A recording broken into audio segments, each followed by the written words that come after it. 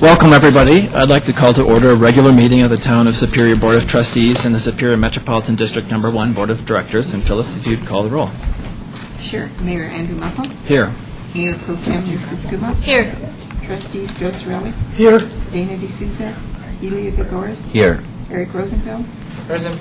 Deborah Williams. Here. Town Manager Scott Randall. Here. Town Attorney Kendra Carberry. Here. Town Clerk Phyllis Harden here. Great, thanks. Item number 3, approval of the agenda. I'm going to recommend that we move item number 5, presentation from Representative Primavera, to precede item number 4, if that's okay with everybody. Yep. And Trustee Skumatz? Yes, I'd like to we keep saying pull, I can't remember the new language we came up with for B, C, and E. Okay, to follow the consent agenda? Yes. All right. Any other changes to B, boy, C. Oh, no, G already got E, boy, G? Those were the ones I wanted to pull as well. Yeah, A, I noticed, at least in my packet, was missing page 9 of the minutes, so I'm assuming we should probably pull that. And Oh, I read them and I missed it. Okay. All right. So we have No consent. A, B, C, and E to follow, and we have D on the consent agenda. Any other changes? Seeing none, I'll entertain a motion by Trustee Skumatz, second by Trustee Gregorus. Discussion? All in favor? Unanimous. Thank you very much. With that, let's move to item number 5, presentations, which is it's delightful to welcome Representative Primavera to our town. I know that you have a very busy schedule, and we appreciate you taking time out to come and visit with us. I'm sure that you'll tell us a little bit about your career. I think, if I remember correctly, you've been now representing us and East Boulder County for 3-ish years. Did I get that about right? And have interest at the State House in healthcare issues and a variety of other ones, which I'm blanking on at the moment. But with that, welcome and thanks for coming. Thank you. Is this on? And I guess I have about 10 minutes. You'll have You have as much time as you would like. Okay. I was going to say you can pull the gong when it's time because I didn't time this. House District 33 is all of Broomfield and Superior. It's one precinct in Weld County. It's part of Lafayette. It's the Boulder County side of Erie, and it's 10 precincts in Adams County. So it's all are parts of 4 different counties. I just finished my first year of my second term, and I've served on 3 committees this year, Health and Human Services, Transportation, and Energy, and I was the chair of the Legislative Audit Committee. So it was a really busy session. The hardest part, I think, of the session was having to cut $1.2 billion from the budget. Because, having worked in state government on the other side in the executive branch, I know that every time you cut $1, it's, a human being's job or it's a service to a human being or that kind of thing. So it was really hard to be upbeat and want to be elected to do good things and then wind up having to make cuts that hurt people and programs in the state. So I sponsored 14 bills total, and I lost 2 of the 14, unfortunately. The 2 that I lost are 2 that I'm hoping I'll come back again next year and work on again. But of the 14 that I sponsored, 7 of them were health care related. And of the 7 health care bills that I sponsored, I fought the insurance industry 4 out of 7 times, won 2 out of 4 times. So I was happy about that for the members who purchase their health insurance every month. House Bill 1059 was the first bill that I passed. It's a clinical trials bill, and I wouldn't be here today without a clinical trial. As you probably remember, I'm a breast cancer survivor, and I was in the early clinical trials with tamoxifen, which is now the standard routine care for people with breast cancer. So basically what I had heard, people compare making legislation to making sausage, and I'd rather compare it to, planting a garden and having, something really beautiful grow as a result. And a lot of this legislation comes from someone planting a seed, and the Rocky Mountain MS Society came to me and they said, Representative Primavera, we have a lot of people in Colorado with MS, as you know, and we need clinical trials in order to make progress with this disease or with this illness. And when people tell their insurance companies that they want to participate in a clinical trial, the insurance companies either threaten to drop them from the plan or make it really difficult on them. So what the bill does is actually force insurance companies to keep a person insured if they want to participate in a clinical trial.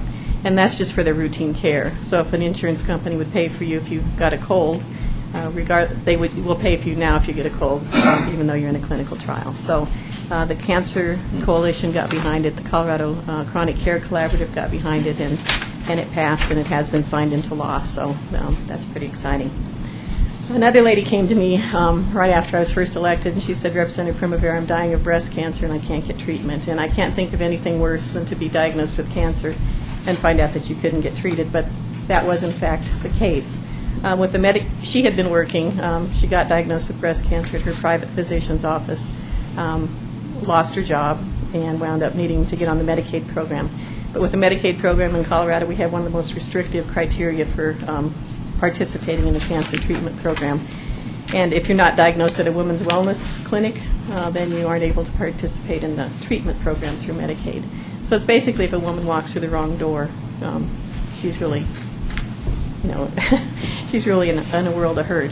So the Breast Cancer Coalition, so we met with the Healthcare Policy and Financing. We asked them if they would put in a budget request, because that's basically what the issue was. They didn't have enough money to treat everybody, so they had to put some parameters on it. Joan Hannaberry, the director, said she would put in a budget request for, she thought $5 million more would do it. But then, as everybody knows, in November, the economy went south, and instead of being able to request more monies, we were having to cut money from the budget. So that was not an option. And it just really bothered me that these women are continuing to die because they can't get treatment. So one of the Breast Cancer Coalition advocates mentioned to me that, did I realize that not one penny from the pink license plate with the little pink cancer symbol on it, none of that money goes to cure breast cancer, even though it says clearly it's committed to a cure. And so what we decided we would do is the Breast Cancer Coalition did a survey of the people in their coalition that have the license plate to find out if they realized this. The people didn't realize it, and they asked them again, would you contribute a little bit more money if that money would actually go to treat women with breast cancer, and they said they would, overwhelmingly. So what this bill will do now is put an extra $25 fee on that license plate. People that currently have it, it's optional for them to put the fee in because we didn't feel like it was fair if they already had the plate to charge them an extra $25. But if they want to, they can contribute to the fund. The way most of these license plates work, like the Columbine Respect Life license plate and the Native American license plate and that kind of thing, is if you want that license plate, you go to a not-for-profit. You give them whatever donation they want. They give you a little certificate. You take that to the DMV, and the DMV gives you the Columbine Respect Life license plate or the Native American license plate or one of those. What we thought would be better is if we could take this money and put it directly into healthcare policy and financing. That way, healthcare policy and financing can match the federal dollars, where a not-for-profit like Komen couldn't do that. So what will happen is the Department of Revenue will transfer this money right to healthcare policy and financing, and they will match it for additional money. So every $25 that's donated to the fund will generate another $50 into this fund to treat these women. And then as soon as it gets to a sufficient amount, Medicaid will expand their eligibility and the women will begin to be treated. We also opened it up to gifts, grants, and donations. So if the Komen Foundation did want to make a large donation to the fund, like they wanted to put in $1 million, and that's what they've been spending on treating these women that have fallen through the cracks, and that would generate another $2 million. So we're hoping to have a big kickoff at the Race for the Cure with this, and the Komen Foundation is going to begin to market this plate because now it really is committed to a cure after this. So that was another good one. I also had one for school bus safety.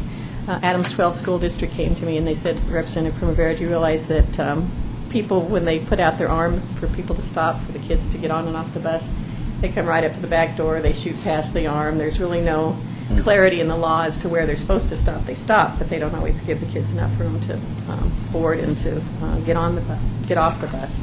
And that's the most dangerous time in a child's commute is when they're loading and unloading on the bus. So the law now will specify that a motorist has to stop 20 feet either behind or in front of the bus to give the kids room to get off and on the bus. And I didn't believe maybe that this was true. I must have been from Missouri in my past life, so I asked if I could ride the school bus one morning. So I went to Adams 12 at 4:30 in the morning and watched what the school bus drivers do. And I was really impressed with school bus drivers. They do more than just drive the bus. You know, they really, I think, are in tune to what the kids' needs are. So that will be signed into law as well. Let's see. Senate Bill 5 and Senate Bill 133 help people with brain injuries And I worked in the field of brain injury for about 25 years, and, you know, the word traumatic brain injury, I always linger over the word traumatic because I think there's nothing worse than that injury because of what it does to a human being's life. So several years ago, Representative Alice Madden established a trust fund to help people with brain injuries because we have a division of mental health and we have a division for developmental disabilities and we have all these different divisions, but there really is no one governmental entity that helps people with brain injuries, and about 5,000 people a year sustain a traumatic brain injury. So the fines from speeding and drunk driving go towards this, a portion of those fines go to this trust fund. But what they found is that there's already a waiting list for services for this trust fund, and there's not enough money in the fund to do things that people with brain injuries need. And then this year, Senate Bill 5 expanded the people that will serve to Iraqi war veterans because they don't always get all their needs met at the VA. So what Senate Bill 133 will do, Senate Bill 5 expands the eligibility and gives a little bit more flexibility to the board on how they spend their funds.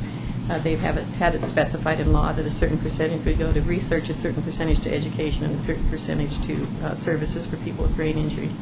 Now Senate Bill 5 gives the board more flexibility. Senate Bill 133 won't impact any of us unless we drink and drive, unless we speed, which I have done on occasion, and unless we are under 18 and don't wear our motorcycle helmets. So it'll put more money into the fund, and they anticipate that that'll help the waiting list. Senate Bill 244 was sponsored by Senator Schaefer and myself, and people with autism. Because I've worked in the field of disability, I've also worked with people with autism. And 20 years ago, when I was working in the field, 1 in 10,000 people were diagnosed with autism. Now it's 1 in 159 in Colorado. Kids are diagnosed with autism. So I don't know if the diagnostic tools have gotten better, or nobody really knows what the cause of autism is. And I remember last year I had a bill on autism, and one of the parents from Colorado Springs came, and he'd had 2 boys that were diagnosed with autism. He said the doctor told him 3 things. One is that his insurance company wouldn't pay for the kids. Number 2, even if they would, there's no services for kids with autism. And number 3, that he wouldn't be able to afford to have these 2 kids. So that's always stuck with me. And so this year, Senator Schaefer and I, now they call it a landmark bill because now kids with autism will be able to get services through their health insurance companies. There's a certain cap for certain ages, but they'll get applied behavioral analysis and diagnosis and treatment. And that was a huge fight to try and get insurance companies to pay for that, but we really felt it was only fair if a family's paying $1,200 a month to insure their family, that if they can't get services for their kids, that's not right. So that will be signed into law June 2nd at the Capitol, and I'm really happy about that. I also sponsored a bill that the Heart Association asked me to sponsor, which gives immunity to people that use the AEDs, and I'm sure Mayor Muckle knows what those are. It's more of a Good Samaritan law to help people and get more of those put in public places. So that was pretty much, I had a couple of legislative audit committee bills too, since I'm the chair of that. What legislative audit committee does is it oversees the state auditors who audit all the programs. I'm sure you're audited by the state auditors too if you get state money. And there was a couple of bills.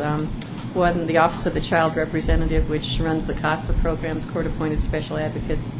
They, by law, have been audited every year financially, and every year financially they come out clean as a whistle, but yet they always have to prepare for these audits, as you know how time-consuming those are. So since they've been clean as a whistle for all these years, the legislation basically says that they don't have to any longer go through a financial audit except on a more irregular schedule. So that helps them out. And then we also put all the retirement programs from the state. The Department of Personnel and Administration had been administering some of the retirement programs for state employees, but they felt like they really didn't have the expertise to do that like PARA, the Public Employees Retirement Association, does. So what this cut out a couple of FTE and saved the state over $100,000 to move those retirement functions from Department of Personnel and Administration over to the Public Employees Retirement Association and have them manage those for the state employees. So it was a really busy year, and we can also carry 2 resolutions. I carried 3. because they were started in the Senate. And one was deep vein thrombosis awareness, and St. Anthony's Hospital had asked me to do that because more people die from blood clots than a lot of other diseases. So that was to bring awareness to deep vein thrombosis. So we also had another one that I did honoring Disability History Week and all the accomplishments that the disability community has made in the state of Colorado. And then I had another one with Senator Heath to encourage cities to become cool. So I don't know if you guys got a copy of that Cool Cities resolution or not, but that's just to encourage us to watch our carbon footprints. So that was my year. Well, you've had a busy year, and once again, I know that you're busy now, and we appreciate you taking time to come and visit with us. Questions from the board? Trustee Sorelli? And I have learned somewhat about issues regarding long-term care costs in another state, and I don't know where Colorado stands at, when you deal with Alzheimer's, perhaps when you deal with traumatic brain injury, perhaps when you deal with autism, these maybe other situations where this could come up. I don't think health insurance covers that particularly. I don't believe Medicare covers that. I don't know what Colorado's position in Medicaid is regarding that, but have you looked at that issue at all, and do you see a need for action there, particularly as we baby boomers are threatening you with Alzheimer's any day now? Well, As I demonstrated. Actually, in the Medicaid does cover the long-term Yeah. care, and Medicare. But that varies. I mean, some states require you to be in a nursing home rather than home care, and other states will allow home care. I don't know what Colorado's rules are. Colorado covers both home care and nursing home care, and I think 65% of the budget is spent on long-term care and people with disabilities to insure kids on Medicaid and, pregnant women and that kind of thing. It's very low cost, and, we get a lot of bang for our buck. But the majority of the money through Medicaid is spent on long-term care. And I sponsored a bill last year to try and increase the wages for people that provide home care for people. They make about $8 an hour, sometimes $10 an hour less than people make at Burger King, and yet they're doing bathing and making sure people take their medication correctly and stuff like that. So it's more cost effective to keep someone in their home. It's about $30-some thousand to put somebody in a nursing facility versus I think it's about $18,000 for in-home care. So we'd like to get people to move more towards in-home care, but by statute, nursing facilities get a 3% increase every year in their Medicaid budget. And home and community-based services don't get that same kind of increase. So I fought last year to try and get home and community-based services more of an increase, but I lost that bill last year. But you're right, it is something that we really need to look at with the baby boomers. I think every 7 minutes one of us turns old enough to be in a nursing facility. So.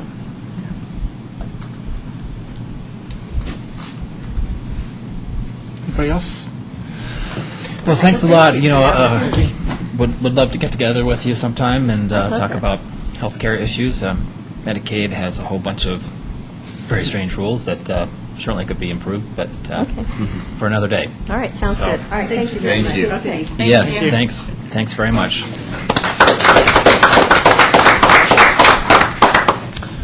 All right. With that, let's move back to item number 4, which is public comment and consent agenda and non-agenda items, and recognizing there's not much left on the consent agenda. Everything but D. Everything but D is full. D. D. D is the only thing left. Everything but D. Yep.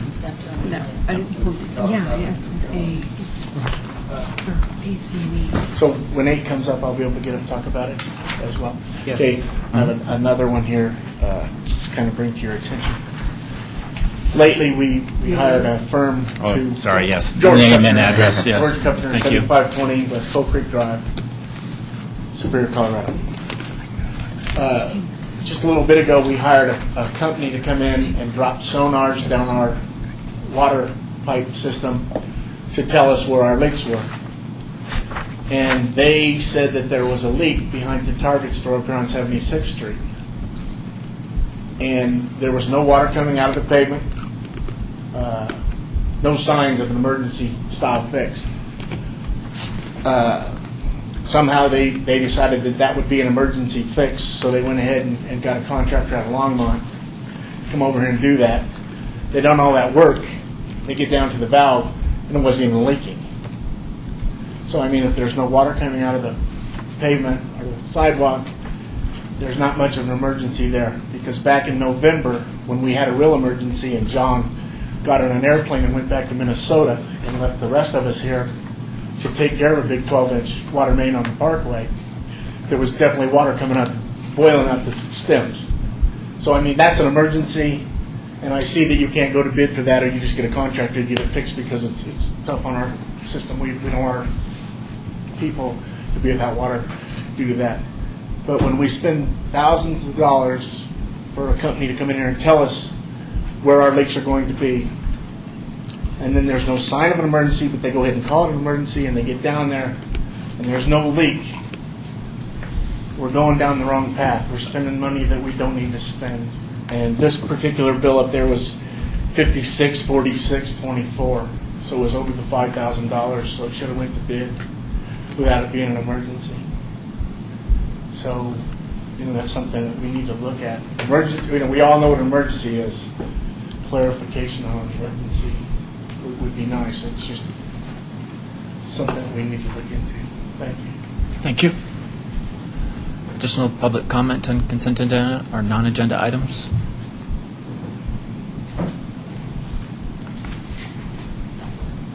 Yeah, George Cutler, 109 South 4th. I don't know where to start and I don't know where to stop.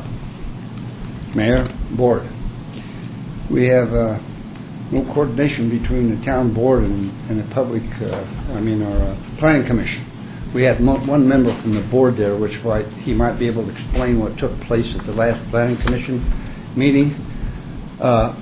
These people at the planning commission meeting are confused. They want an attorney here to explain to them what has been dropped and what has been changed and how come it's been done this and that, and there's no attorney here.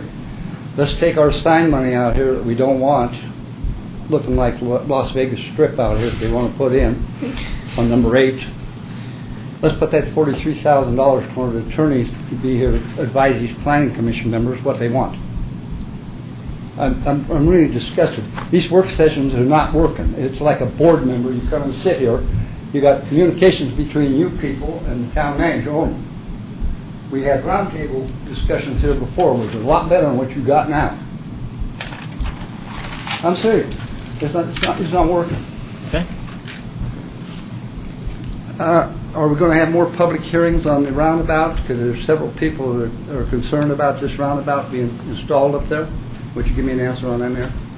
I'd have to figure out what the timeline is, but we haven't approved the contract, so the answer would be yes. Mr. Randall, do you have the timeline? Bids are to be open tomorrow. It's on your agenda item for the next meeting on June 8th. Okay. Why are we having these bids in this when you haven't got the final approval if people want it or they don't want it? I can't understand. Why are we spending contractors' money asking for a contract that we might not even put the damn thing in? Okay. Excuse my language, but I'm disgusted at pushing all this stuff through the town in 2 weeks period. We got to have a change here. There's Okay. been 2 years of totally confusion in this town. And you all understand what I'm saying, where I'm coming from. Please do something about it, will you? Okay. I'm upset enough now. I've lived here 70 years, and it's time. I don't want 15 more years what we had before. Okay. Thank you. Additional public comment on consent agenda or non-agenda items? Okay. Seeing none, item number 6, and remaining on the consent agenda is item 6D, which is an adoption of a resolution approving a third amendment to the fourth interim agreement between Superior Metropolitan District Number 1 and the Municipal Subdistrict Northern Colorado Water Conservancy District. And I'll entertain a motion by Trustee Skumat, second by Trustee Williams. Further discussion? Seeing none. Ms. Harden? Sorelli? Yes. D'Souza? Gregoris? Yes. Buckle? Yes. Rosenfeld? Yes. Skumac? Yes. Williams? Yes. Thank you very much. That carries. So with that, let's move to what was item number 6A, approval of the minutes of May 11th, 2009 meeting. And Phyllis, what? There's page 9 missing, so we'll bring it back to the next one. Okay. So. I mean, it's done, it was just missing out of your packet. Okay. Can I ask a question about that? Justice Riley? Maybe it's on page 9 since I don't have it. But I noted that we had a discussion about changing some of the language in Chapter 7, Yes. and that would have been on page 9? Yes. Okay, It'll be on page 9. okay. Okay. Item number B, adoption of a resolution approving a contract with Brown Brothers Contracting, Inc. for 2009 asphalt and concrete repairs. And I thought maybe Trustee Skumatz pulled this, but perhaps we could talk about this B and C sort of in its entirety and kind of where we're going. Mr. Randall. Agenda item B, again, is miscellaneous asphalt and concrete repair. It's a separately budgeted item within the Public Works operating budget. Agenda item 6C is actually in the street resurfacing, which is in the capital improvements budget. But annually, in preparation for our annual street resurfacing program, we do necessary repairs predominantly in the area that's going to be receiving the resurfacing. In this particular, we broke it out into Schedule A, which is the areas north and east of Rock Creek Parkway, except for Waterford, which has a privately owned street. Schedule B, the linkage with C, with agenda item C, is the area south of Colton.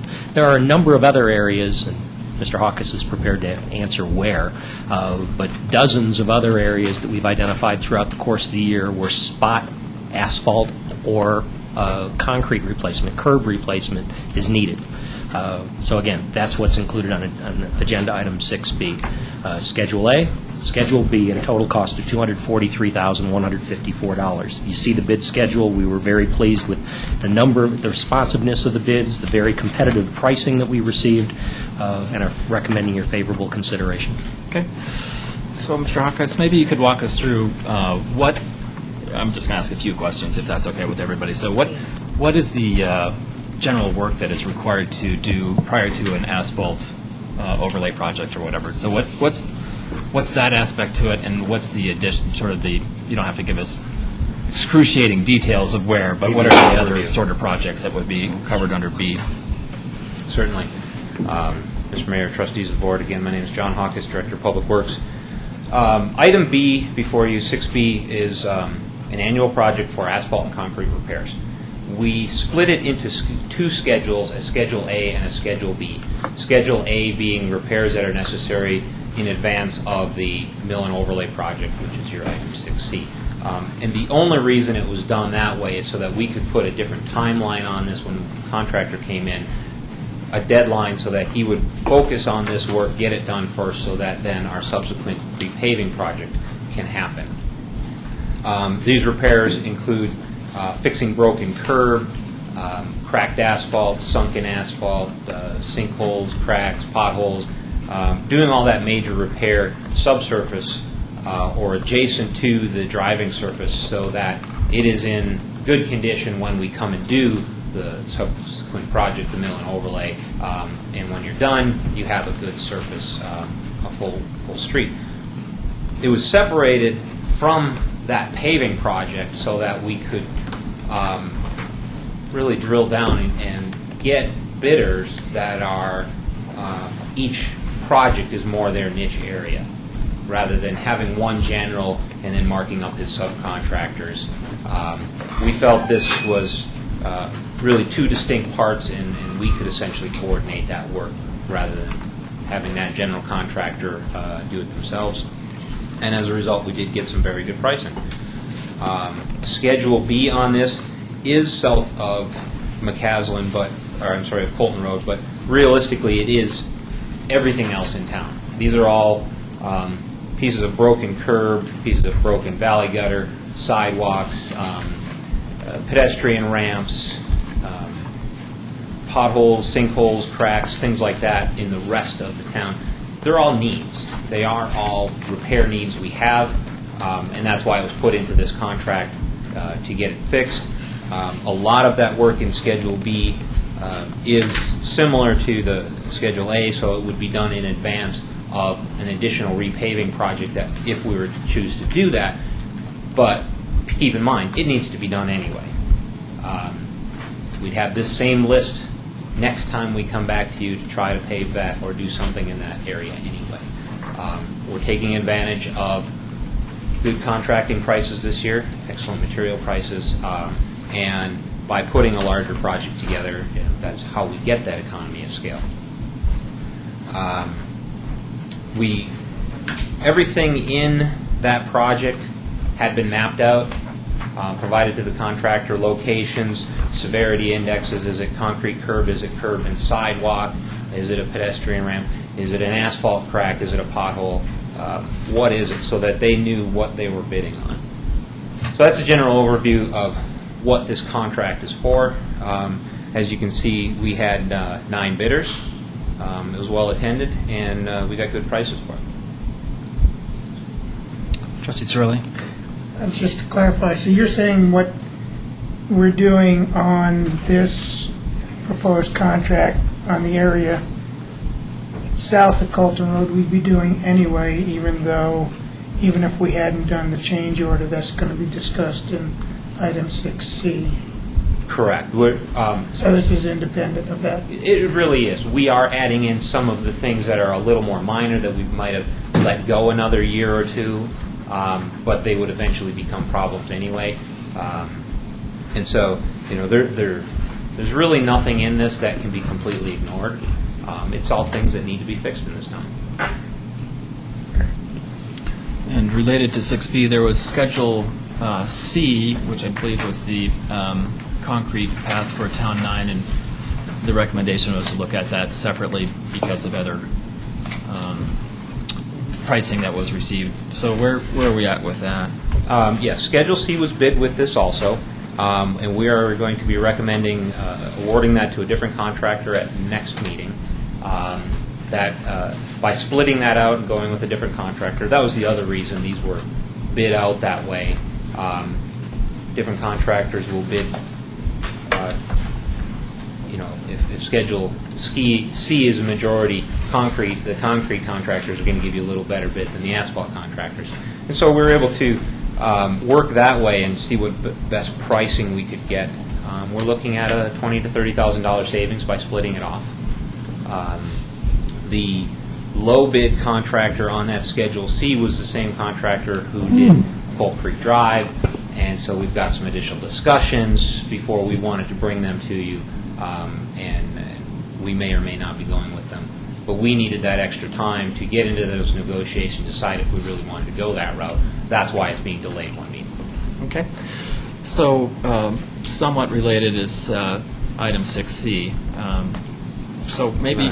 Action on those separately, or do? Yeah, let's talk about this all together and then take separate action if you're okay. So 6C, related to this, Correct. Is an expansion of what our previously scheduled plans were. So can you go into why that? Mm-hmm. I mean, some of it is a rhetorical question, but why are we doing this, and why do we pick certain streets? Right. Several weeks ago, we talked about the town's 20-year infrastructure plan for street maintenance. And we had it programmed out for about 20 years of what areas where we would do certain types of work, when we would do that, in a general sense, just to kind of program that out, be able to look to the future of what anticipated costs would be. And it was meant to be a somewhat fluid document that would be revisited every year. And it just kind of kept a horizon out there of what large projects we would be seeing coming down that needs funding. When we bid out this year's mill and overlay project, putting it together a year and a half ago and providing some of those estimates to develop that budget, the pricing structure was completely different than what we're seeing today. And so and we're being conservative because we thought it was still going up. Everything went the other direction. That's why we had this huge budget, and we ended up with this small bid, $600,000, for something that we thought was closer to $2 million. Good for us. So that's great. That's a savings. And then you look at these prices and you see, really the question is, are we ever going to see this kind of landscape in the contracting world again? Maybe, but probably not. So is there an opportunity to advance that 20-year project, and how can we do that? Some of the considerations were to take those immediate next projects, that 2010 project, 2011 project. The problem with that was timing. Those are projects that are purely conceptual at this time. There's no design, there's no investigation, there's been no public discussion about them. And most of those were much more major reconstruction projects. There is no way we could get that prepared, bid out, and still fit in this window and get it constructed this year. Can you, before you go on, so tell us what are those major construction projects that you're referencing? We have in the budget to do some additional work here in Original Town. Whether that's going to be a simple repaving, that's a lot of the stuff we wanted to get into as part of that public discussion. We're not going to say, this is what we're going to do. We want to have that neighborhood meeting again. It may be, all we do is go out there and overlay the existing streets. Maybe we reconstruct curbs. Maybe we add sidewalks. But we need to have that discussion before we design something. We need to know what is needed out there, what is wanted out there. And that hasn't happened. And so there's no way we could advance that particular project this year. Another one was reconstructing Indiana from Colton to El Dorado Drive. Everyone knows it's a problem, but there's a lot of geotechnical investigation. We need to figure out what the problem is first. There's got to be that design phase, which is 4 to 6 weeks minimum after we have the geotechnical information. Then we're not bidding this until August, September again. And so again, with that being a major route to a school, you don't want to start a construction project in September, just as school's starting. We want to have that done, bid out, ready to go June 1st and done September 1st. So that really didn't fit into the project. So we're really stepping out. The next phase in that was doing some microsurfacing in the south side of town, which is just a surface treatment, and it's intended to extend the life of those pavements 5 to 7 years. With this kind of pricing, we looked at that and thought, well, let's take it to the next level, a much better improvement, which is this mill and overlay. There really isn't any design that needs to be done. This is a project we can do now. We have pricing for this. The contractor's willing to extend his prices for this. We did talk to him. At this economy of scale, can he cut his prices a little more? And realistically, even since this was bid, a barrel of oil has gone up $20 an hour, or $20 per barrel, and he's willing to hold his price just to get the work, but it really cuts his profit margin to under 1%. But at this point, they need work, and they're willing to hold that price. It's an excellent price. We tried to get a little better, but we'll take it. And so what we see is being able to really advance that whole program for the town, do a lot more work, extend the life of these pavements that much farther. That 20-year plan that we had will have to be entirely revisited. We'll go through it again, reorganize it, bring it back to you one more time, and the landscape has changed. This is what we plan now. But it's going to follow that general path of what you saw the first time. So you know the structure of it. We just rearranged some projects. And so the south side of town is probably is the newest section of town. And we're all scratching our heads saying, well, why on earth are we having to do that now as opposed to doing some of the older sections? So what's that about? A couple of things. It's the pavement conditions down there. They are poor soils. It was built fast and it was built cheap, unfortunately. And comparing its needs, it's still at a point where we can add some thickness to those pavements, add some structure to those pavements, and extend their lives. Whereas there are other areas of town where that's probably just not enough. We need to do more than that. And it's really just balancing what can we do versus what should we do type of thing.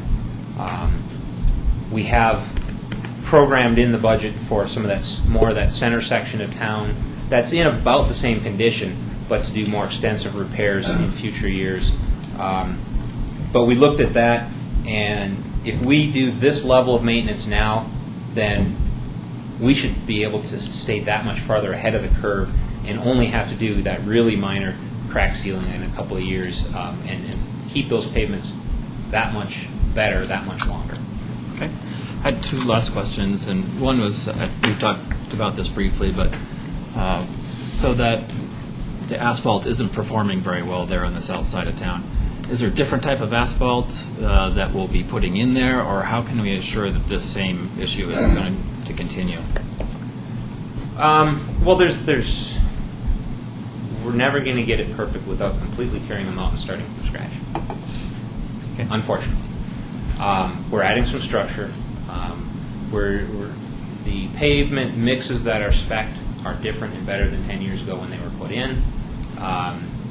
More flexible. They can take some of this different loading. And then also you have to realize that some of the worst damage that was done on those streets was during the construction of the homes in there. Streets are put in, then you have all of this construction traffic constantly every day for 5 years as homes are being built. Now, all you have is car traffic, but the streets have already been damaged. So we're trying to get it back to that new life. Okay.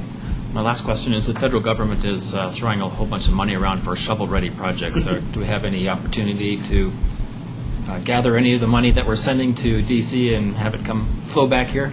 We tried, Okay. but no. I don't think Boulder County even got much at all.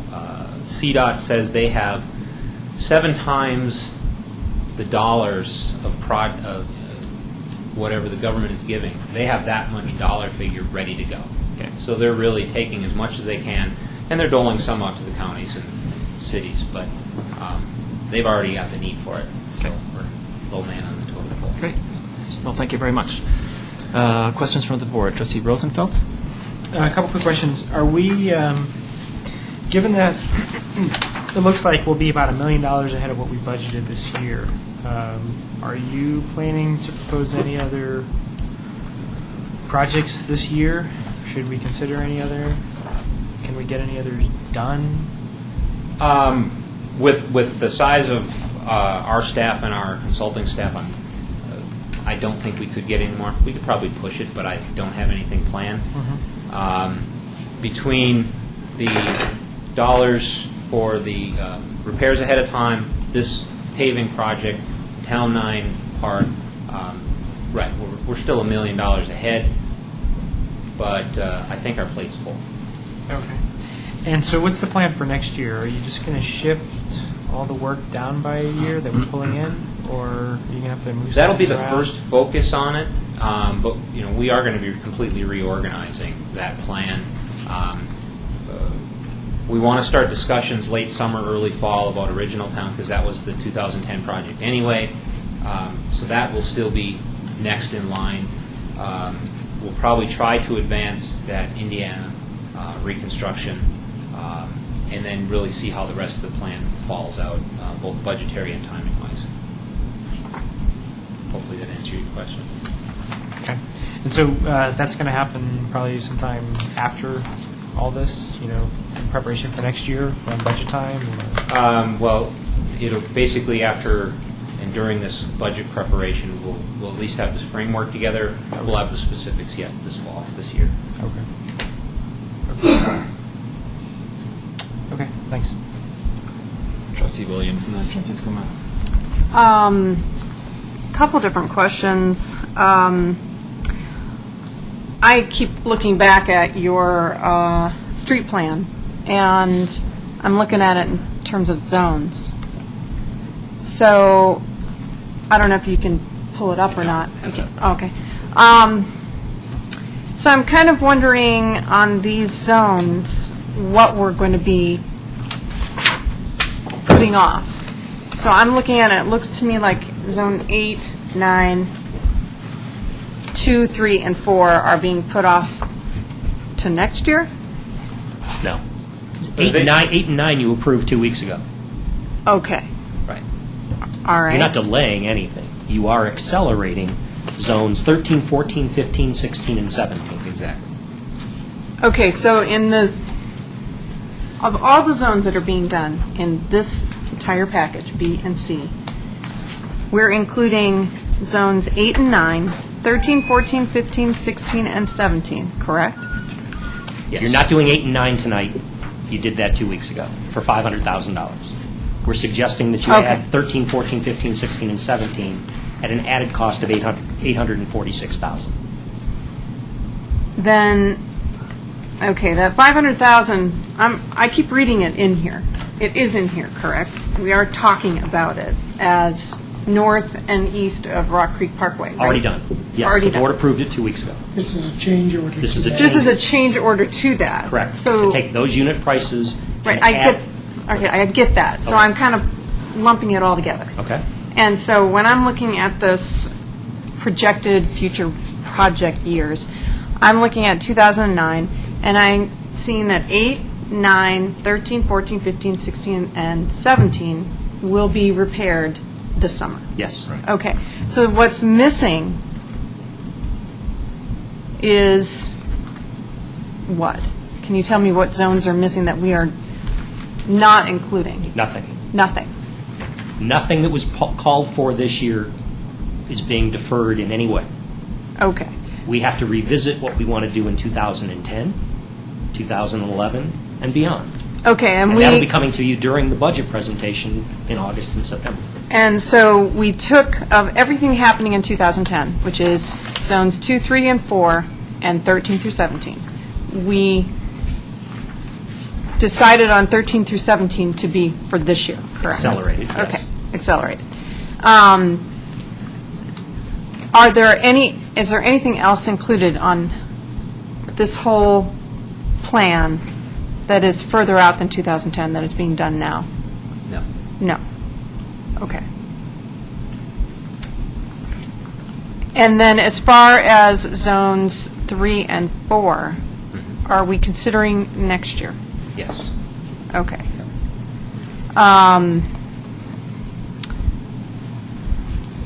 What other question? And then, most of the things I had were minor. Is there a phone number that the public can reach in case of emergency during, before, and after the whole process? Right. During Well, summer? Certainly. I mean, they can always call the town. We will be having signs out there identifying who the contractor is and a phone number for them. Okay. We will be doing handouts prior to the work, before the repaving work, so to give them some idea that it's coming. The contractor will be putting out temporary no parking signs 24 to 48 hours in each little area, in addition to the flyers. What happens if some residents don't comply and there is a vehicle left on the road? We've got a couple options. What we'll try to do, first of all, is identify whose it is. Knock on the door, see if there's somebody there. If we can't that way, we'll work with the sheriff's department, run the license plate number, see if we can't contact them that way. Worst case scenario, and I've done this before, is we hire a tow truck for the day. And all they do is tow it around the corner. Not impound it, nothing like that. We're not going to, have people having to run down to Boulder and pay $200 impound fees or anything like that. But just temporarily move it out of the way so the work can happen. Okay. It's a much more Yeah. expeditious and long-run cheaper and a lot less headaches. It gets the work done. It's a little bit of cost, but it's almost a service thing.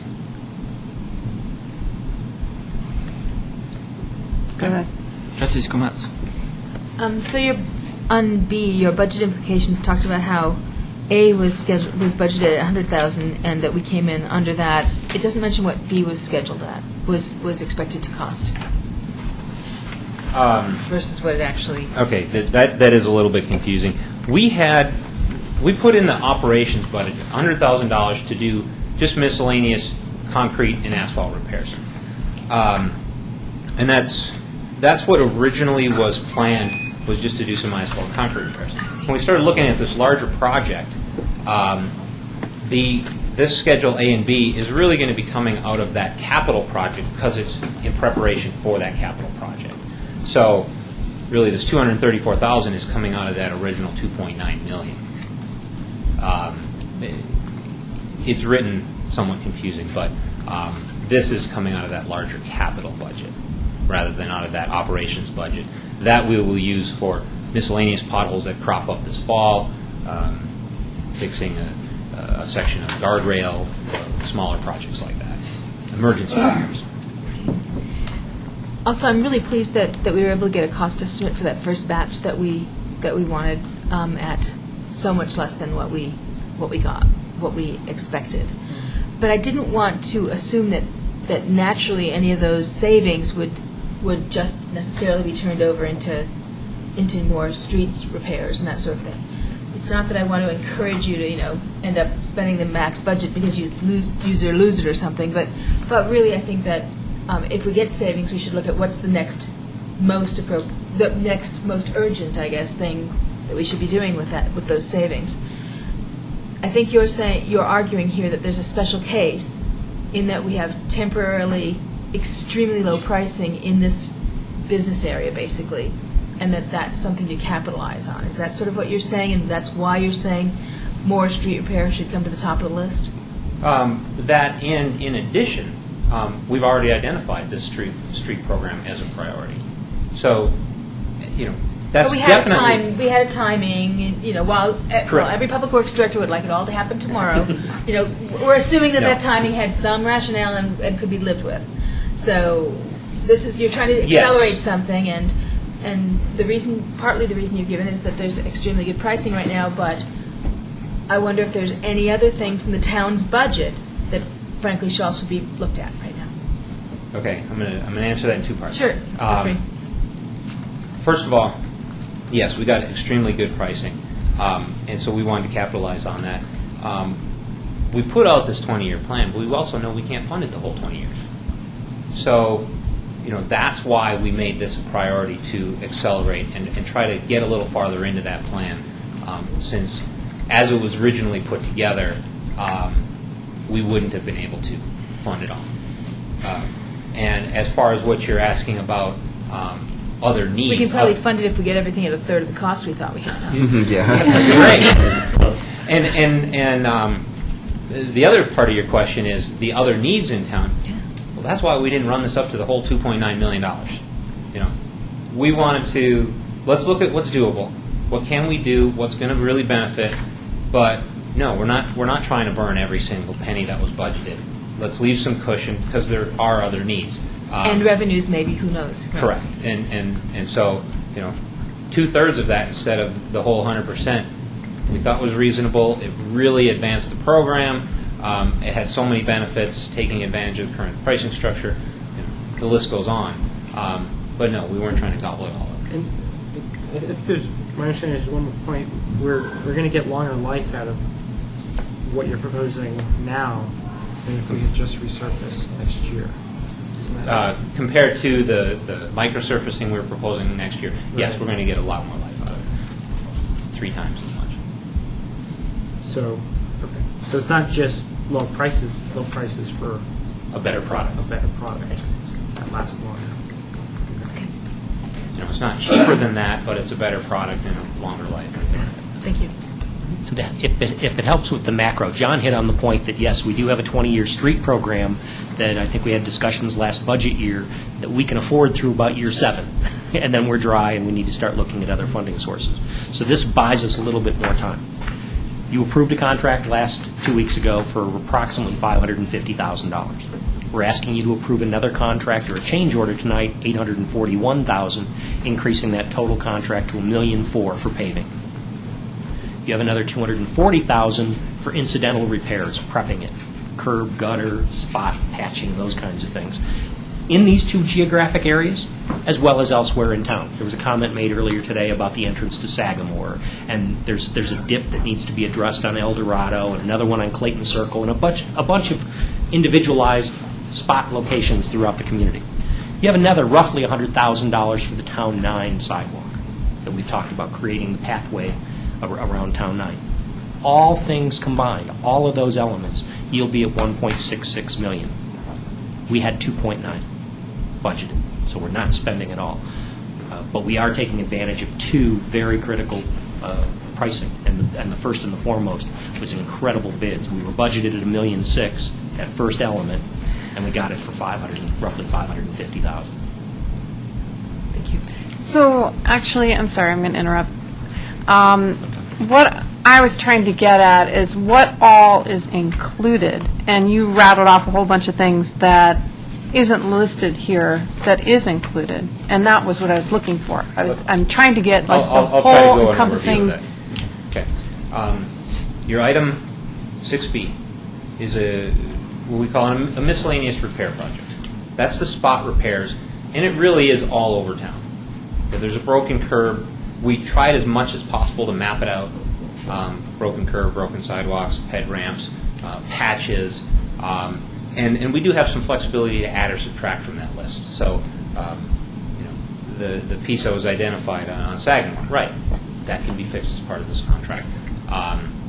That's what that one is. The item 6C is just a repaving project. They're going to mill off an inch in those zones we talked about, and then put down 2 new inches of asphalt. And so, Mr. Randall talked about very specifics. They're in there. They're in there. They're the little tiny pieces that make up that item 6B. And it has a little bit of flexibility as we find things and we have to reprioritize within that budget amount that you're approving. We can fix them. Is that a better answer? Yeah, I was just hoping to actually see more specifics on that, because it just says north and east of,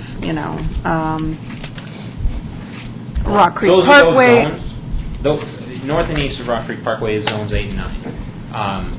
This is just a descriptor because not everyone has the benefits of seeing where those zones are. You do. So we want to try to give a description to the general public, north and east of Rock Creek Parkway. And then south of Colton being the other section of it. But really what we're trying to do is all those small repairs. Well, I'm just going to say one more thing, and you guys can all have at it. But B and C were incredibly confusing to me. And I'm looking at what you created, this beautiful piece of work on the street repairs for the future. And I loved it. And I'm trying to take B and C and put them on there and look at the different zones and figure out what exactly is being done. And that's where I had a lot of difficulty translating back and forth, trying to figure it out. If it were laid out saying we're doing zones, 8, 9, 13, I could have easily gone back and forth. And, there we go. Okay, I get it. That's my complaint on it. Right. Okay. Any other questions, comments from the board? Public comment, and we'll take both about B and 6B and 6C.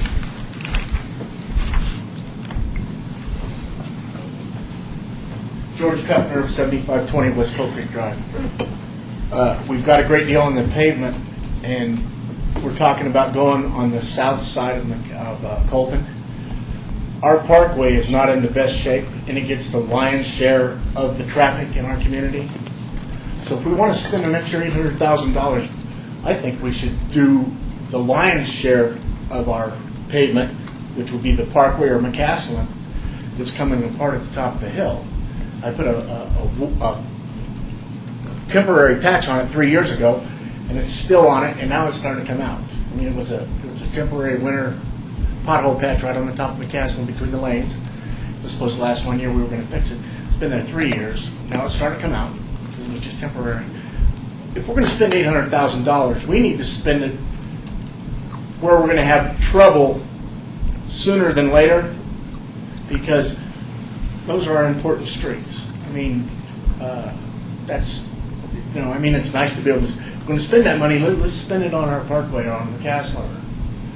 Something that that in 8 months or next year are going to say, you know, we need another $1.5 million because McCaslin's coming apart. And we're going to say, we don't have the money. We spend it over here.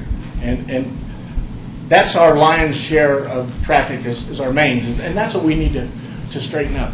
And like last week, or 2 weeks ago, I come up and I complained about the pothole on Colton and the one down there by the Horizons. And it fell on deaf ears. Nobody's done nothing. I mean, they're still big, gigantic potholes. If you hit them going the speed limit, you bounce your head off the roof, if not knock the front end line out of your car. So it's really tough for me to see us spend this kind of money when I've seen us spend this money and we don't follow up on the warranty end of it. You know, we're just like we're throwing good money, and if we get a really cheap deal, we get a little bit less of a product. I mean, we're getting what we're paying for. You know what I'm saying? It's when you pay a contractor X amount of dollars, he does this type of work. But when you squeeze him down to this, he does have to cut a few corners. He'll go broke. And you know, I mean, if you go look at those potholes, that's usually when a contractor thinks he can get away with something. And our parkway down around Safeways is really in pretty tough shape.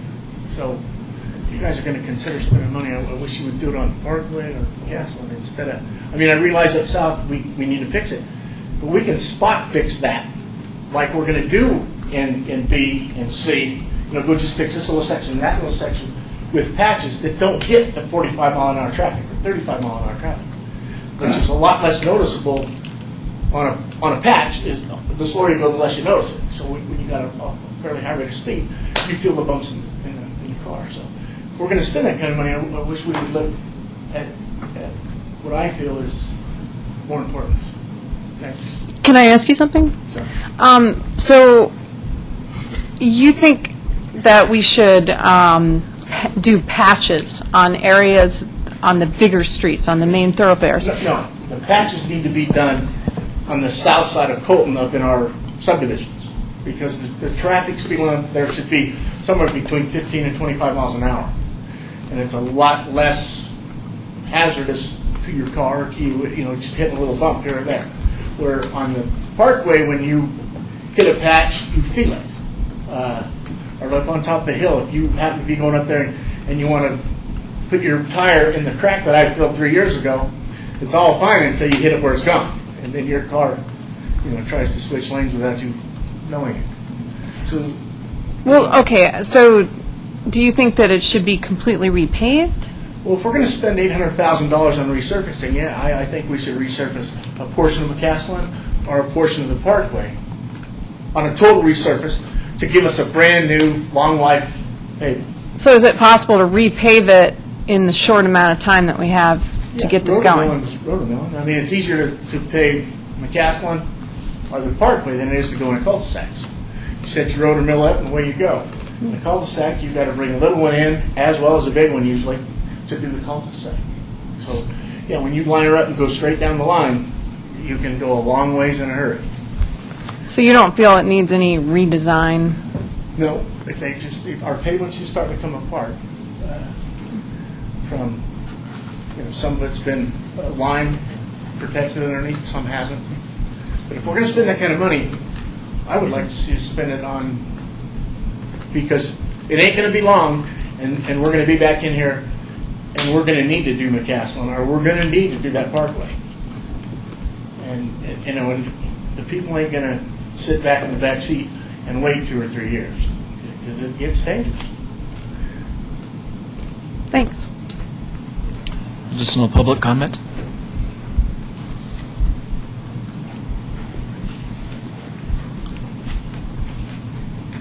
Hi there, Rochelle Rittmaster, 9-year resident of Sagamore. So I have a variety of questions and comments.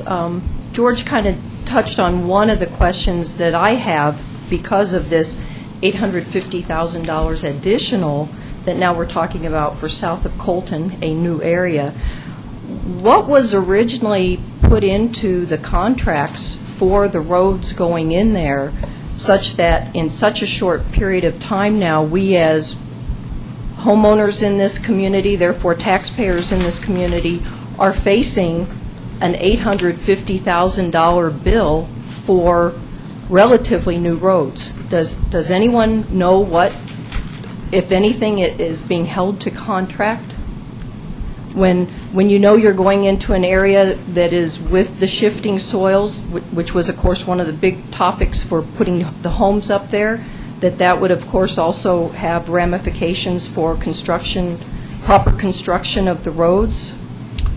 I don't think anybody was here when that contract was written. I can say in generality that warranty periods for the town is 2 years, and I assume it was the same 2-year warranty period.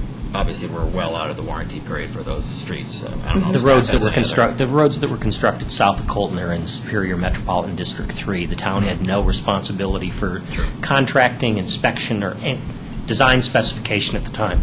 We assumed the liability when we disbanded Districts 2 and 3. Okay. Then a comment I have, having worked in Interlochen over the years, and they've had the same kind of shifting soils there, and therefore rounds and rounds and rounds of repairs, and the same waviness comes right back. And that, I've observed it where they've even gone in and really re-excavated, and it still comes right back. So you guys really, for this amount of money, need to really understand what are your goals, because this is a lot of money that's being prioritized over my next topic. And is that right? Because I've seen it all come back throughout Interlochen. It is very, very difficult to just repave it and then it all somehow magically goes away. It does not. It comes right back. This will come right back. I can almost guarantee it. So it may not be the best priority of money.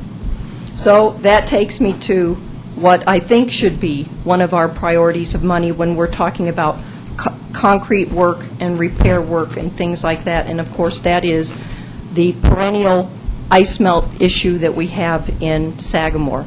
Eric, were you able to take a good look at what I faxed to you, which was, by the way, John, what I had discussed with you, which would be not a total need to tear up a neighborhood. Yeah, it would be nice if we were built with real drainage and truly places where water could go.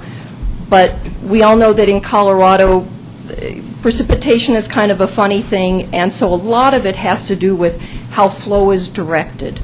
And if you come up to Sagamore, and if you want to take that walk with me, I can show anybody so clearly how some simple surface features that are primarily concrete work, concrete and asphalt, to take the water from being directed into the shadow zones and merely redirect them with these concrete pans to the sides of the street that actually are in full sun is like the most inexpensive, cost-effective, least disruptive thing that anyone could imagine, and that no one takes it seriously as to a solution that could be had for a mere little fraction of what we're talking about for new areas where the problem may easily come right back after $850,000 more dollars. John has said, gee, why don't you petition us? Well, did people from south of Colton present you a petition to repave? Did people north of, do people here have to take care of public safety issues with petitions, or can public safety issues be taken care of because they finally get understood and they finally get appreciated that we live with some very extreme conditions at times that are really a matter of you just got to get the water from going in the shaded zones. It's so simple. I happened to run into a neighbor the other night. Unfortunately, she couldn't make it here tonight because she is a single mom with 2 young kids. But she conveyed to me, and I didn't even ask her anything about, how's it going with your issues of ice, Kelly? She volunteered for me that there are times when the kids, the school buses cannot navigate around the neighborhood because of the ice sheets. So this has nothing to do with, can I get to my mailbox?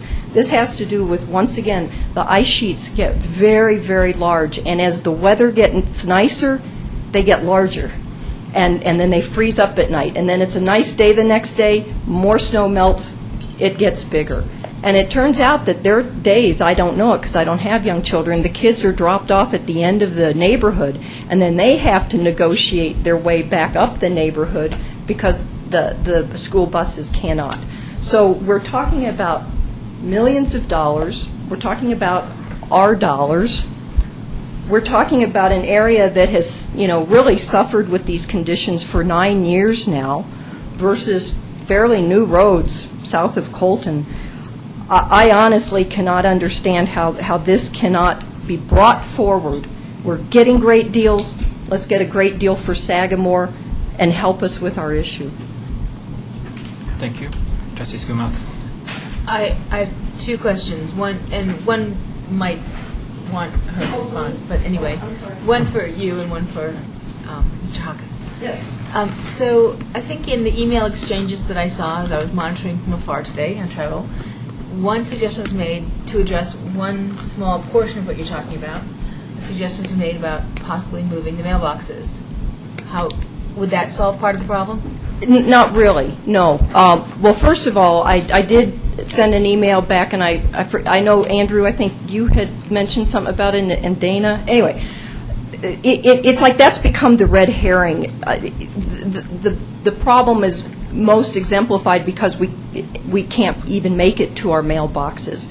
But the general condition of ice spreading 3/4 over, and these are not big streets, so when you're talking about 3/4 are ice, that means very little is pavement left that gets out of that snowmelt range where you can actually have safe passage. There are very few areas where you can actually move these mailboxes. We have tiny yards, and to go and stick a public gang mailbox basically in someone's tiny yard would not be a very fair thing to do.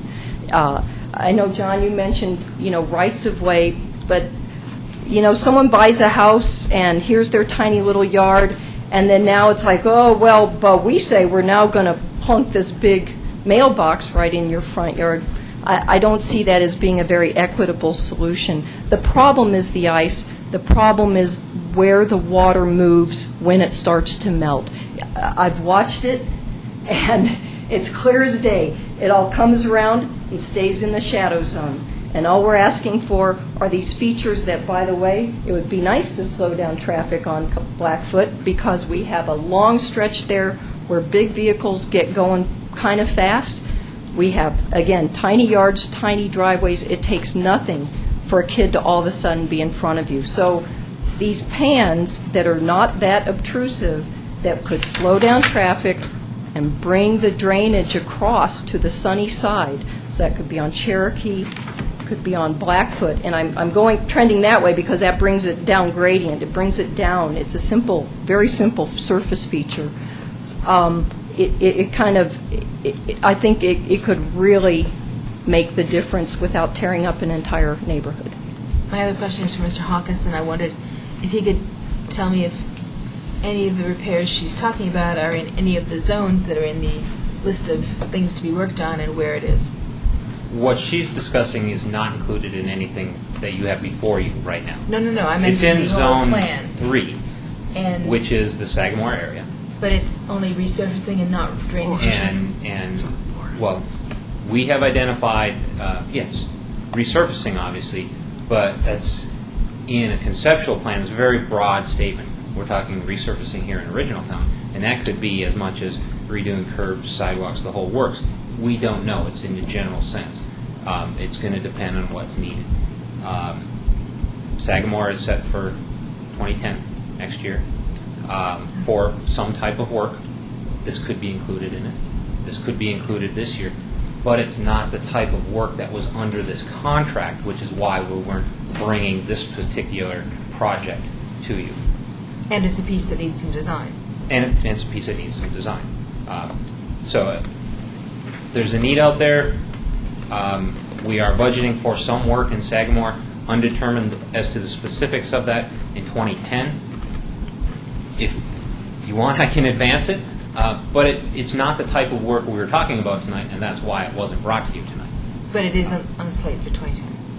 Yes, the 2010 is in our plan for some work in Sagamore area. And Do you know what kind of work it actually needs? we were talking about just resurfacing in that area, microsurfacing. And again, we would do those structural repairs, the concrete and patching, in advance of it. We don't know exactly what needs to be done until next year, until we do that little more intense survey of what are the little specific pieces that need in that area in advance of that project. So, Trustee Sorelli? So what I think I'm hearing you say is that redesigning the drainage there, even as lightly as Michelle Rittmaster was talking about, is not really conceptually part of what you were thinking about before. So it would have to be either at our direction or your decision to bring it to us, something that would be done in addition next year. it wasn't within the scope of these two projects. I know that. And that's the only reason why I didn't bring it to you. I'm bringing these two projects. But how'd you As was discussed earlier, there's additional money, we can do other projects, but there's stuff planned out already. Yeah. The devil needs a sweater. I agree with George, McCaslin needs work, but it's in the plan for 2011. We're going to do some patching this year. McCaslin is in the plan for 2011 for overlay. That's already out there. We're looking at projects, the next one's on our list of additional work that can be done. I understand what you're Not saying that those other needs don't exist. No. I'm bringing forward things that fall within these scopes.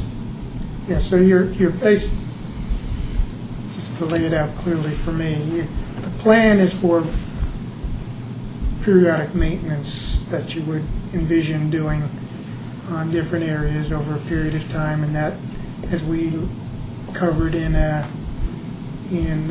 past, could be the overlay, microsurfacing, repair, depending upon where.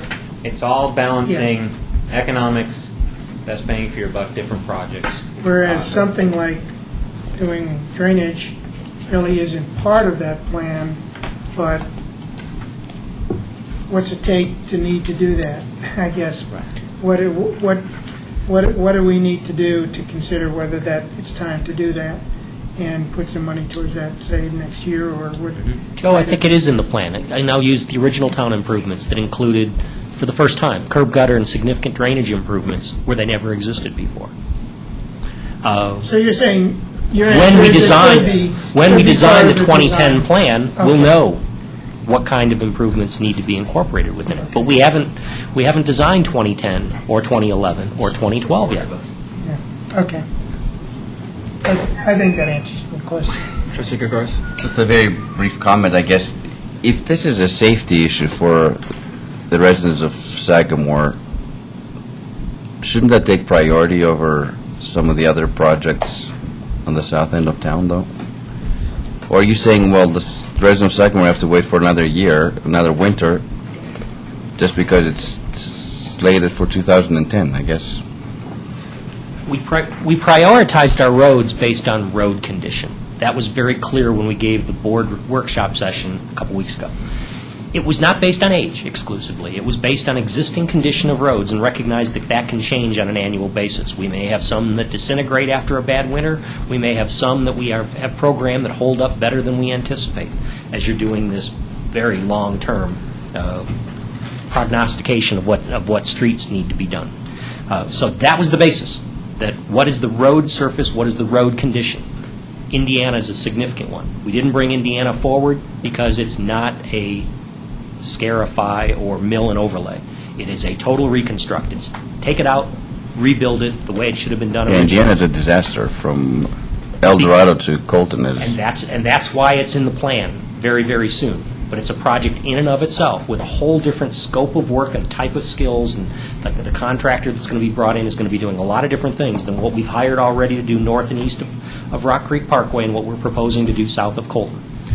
There are some drainage issues in here. Now, what I don't want to get into is an inverse speed bump that's designed by the neighborhood the right fix, or is John and RG going to come up with a design that addresses the issue? We know it exists. It exists many places. I can give you examples on Pitkin, I can give you examples on El Dorado, and I can give you examples on Yarrow, where we have the same situation of year-round ponding water, that in the winter months is a very scary situation. So, it's not by itself. Trustee May I Skomatz. just comment that we already have these features in the neighborhood. If you go to Cherokee, where Shawnee comes in, and where Shawnee hits Blackfoot, you have that feature. So it's not like we would be introducing a feature that's not already in the neighborhood. It would just be taking that same kind of feature and actually laying it in a way that makes the drainage pattern we need the right one. Right now, those are there, and it very much directs the drainage. Trustee Skomatz. So I wonder, I recognize that the reason this is prioritized is because it doesn't take any design and development and that sort of thing, and we can go out and do the work, and it fits under the scope that's already been established for the previous contractor. That's what you sort of explained to me before. What I'm wondering is whether perhaps what we can do is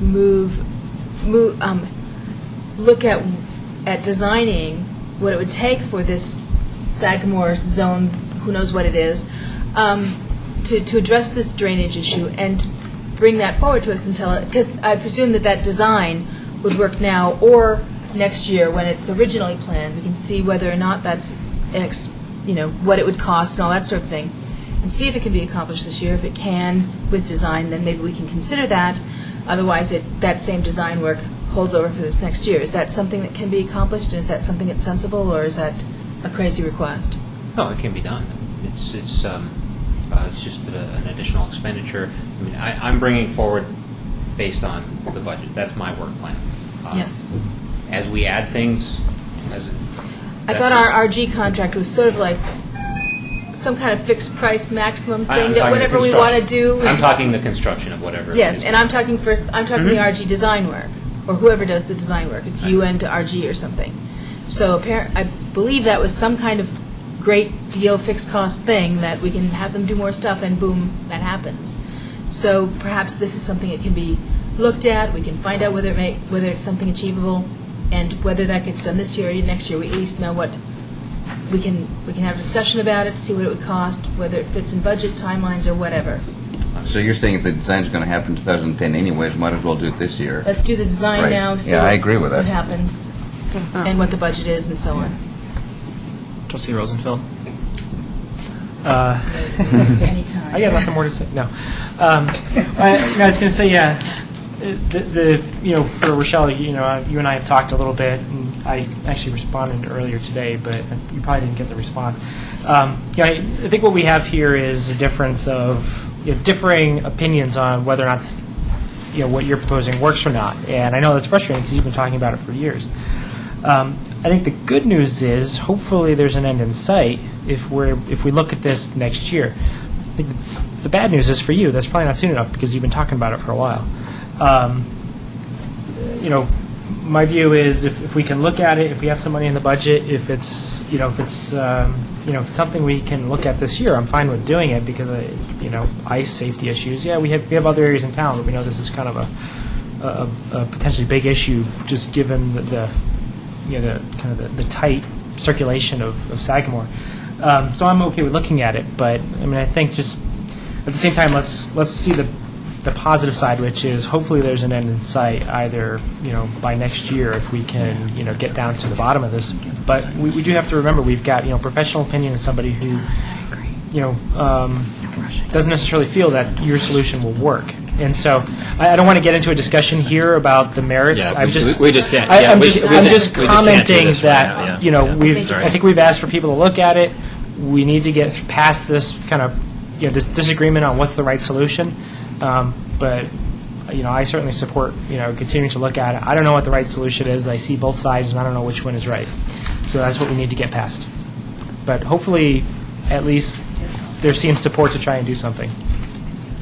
That's all I have to say. I think we're at the. Oh, Trustee Skomatz. Can I make a motion? Can I make a motion? No, Yes, there you go. I just want to make sure there's no Any other other public comment? comment about this particular issue, since there's Checking, going once. Oh, somebody's coming up. there's a lady here.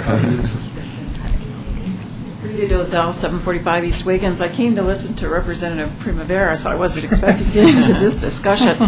But I was just going to say that I'm sure that you've looked at all the roads, south of Colton Road, and if they need to be repaired, we should do it, because this is an opportune time to get it done, and there's no question about that. The question I would have is that, does every road need to be done? Every street, I mean. And if that's the report, then fine, do it. But I look at my street. On the east end of my street, it was done 12 years ago. It's in perfect shape. Absolutely not a crack, not a scar, not a mar, not a pit, nothing. On the west end, it's horrible. And the reason it's horrible is because there's water running under the street all the time, coming out of every crack, every orifice, anything that there's an opening, there's water coming out of it. So if the street needs to be done, let's by all means get it done in this time when we can get it done at a good price. But if it doesn't need to be done, then I think you need to look and see, okay, that one block by the Safeway, maybe we should rip that all up and repair that. Not all of McCaslin, Rock Creek Parkway, but maybe that portion needs to be done.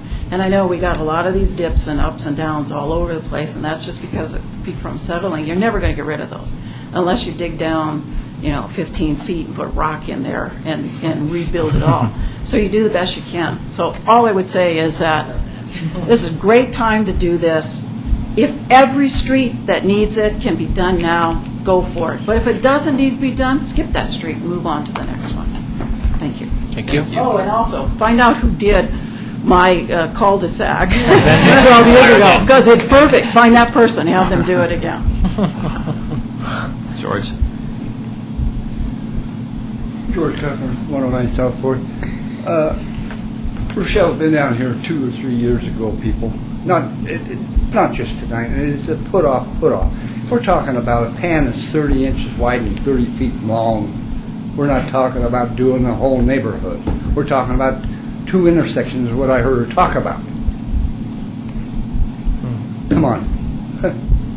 30 inches by 30 feet wide. The streets are only 30 feet wide up there, or 29 if I'm not mistaken. And that's what we did. Yeah. That's what we asked for. And perhaps, we will do the motion, so I guess my only comment is that maybe Tier 3 snow removal in that area would be helpful. Okay, sorry. Let's not make light. Somebody, yes, please make a motion. Trustee Skumatz. I'd like to make a motion, resolution number R-34, Series 2009, a resolution of the Board of Trustees of the Town of Superior approving a contract with Brown Brothers Contracting Incorporated for 2009 asphalt and concrete repairs. I'll second. Motion by Trustee Skumatz, second by Trustee Gregorius. Further discussion about this issue? Seeing none. Phyllis? Williams? Yes. Skumatz? Yes. Rosenfeld? Aye. Huckle? Yes. Gregorius? Aye. Sirelli? Yes. Thank you very much. Motion carries. Trustee Skumatz? Could I move to approve a change order number 1 to the 2009 street overlay program with Lafarge West Incorporated of Denver, Colorado, in an amount of $846,471.29? I can't believe it. We get to 29 cents, but sure, okay. Motion by Trustee Skumatz, second by Trustee Gregorius. Further discussion? Phyllis? Huckle? Yes. Gregorius? Yes. Sirelli? Yes. Williams? Yes. Skumatz? Yes. Rosenfeld? Yes. Thank you very much, and thanks everybody for your comment. And once again, public safety is important. We'll look to see what we can do and go from there. Let's see, where are we at? E. So, which is adoption of a resolution approving an agreement with Barlow Signs for the installation of the Town Hall Monument sign. Mr. Randall. Board, first of all, the issue of a ground-mounted electronic message board in front of Town Hall was actually introduced by the board at your last strategic planning session last September.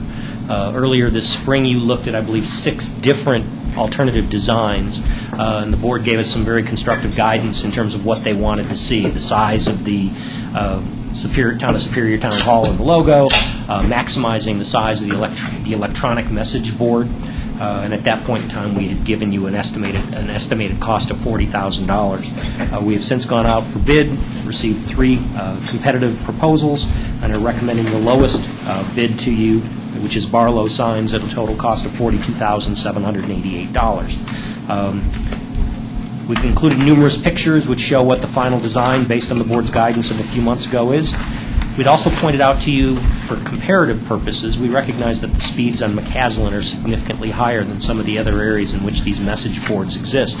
But we used as an example the message board that exists over by the Monarch campus.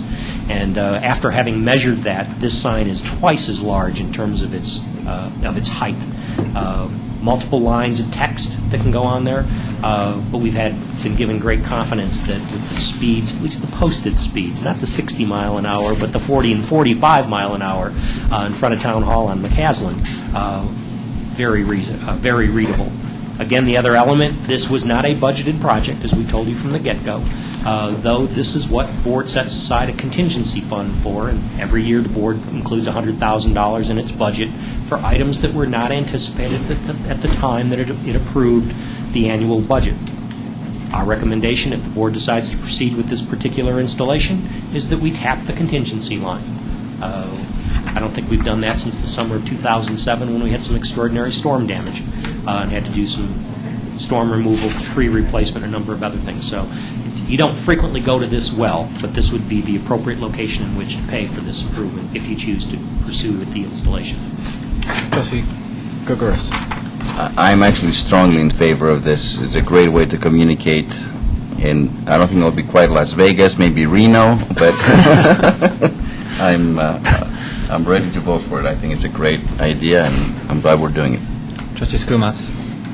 The only reason I wanted to pull it was to find out how big the words could be, because big is important. Matt's got the particular information. Kenny Parker, can you address that question? He's with Barlow Signs. How big the letters will be, or? The letters,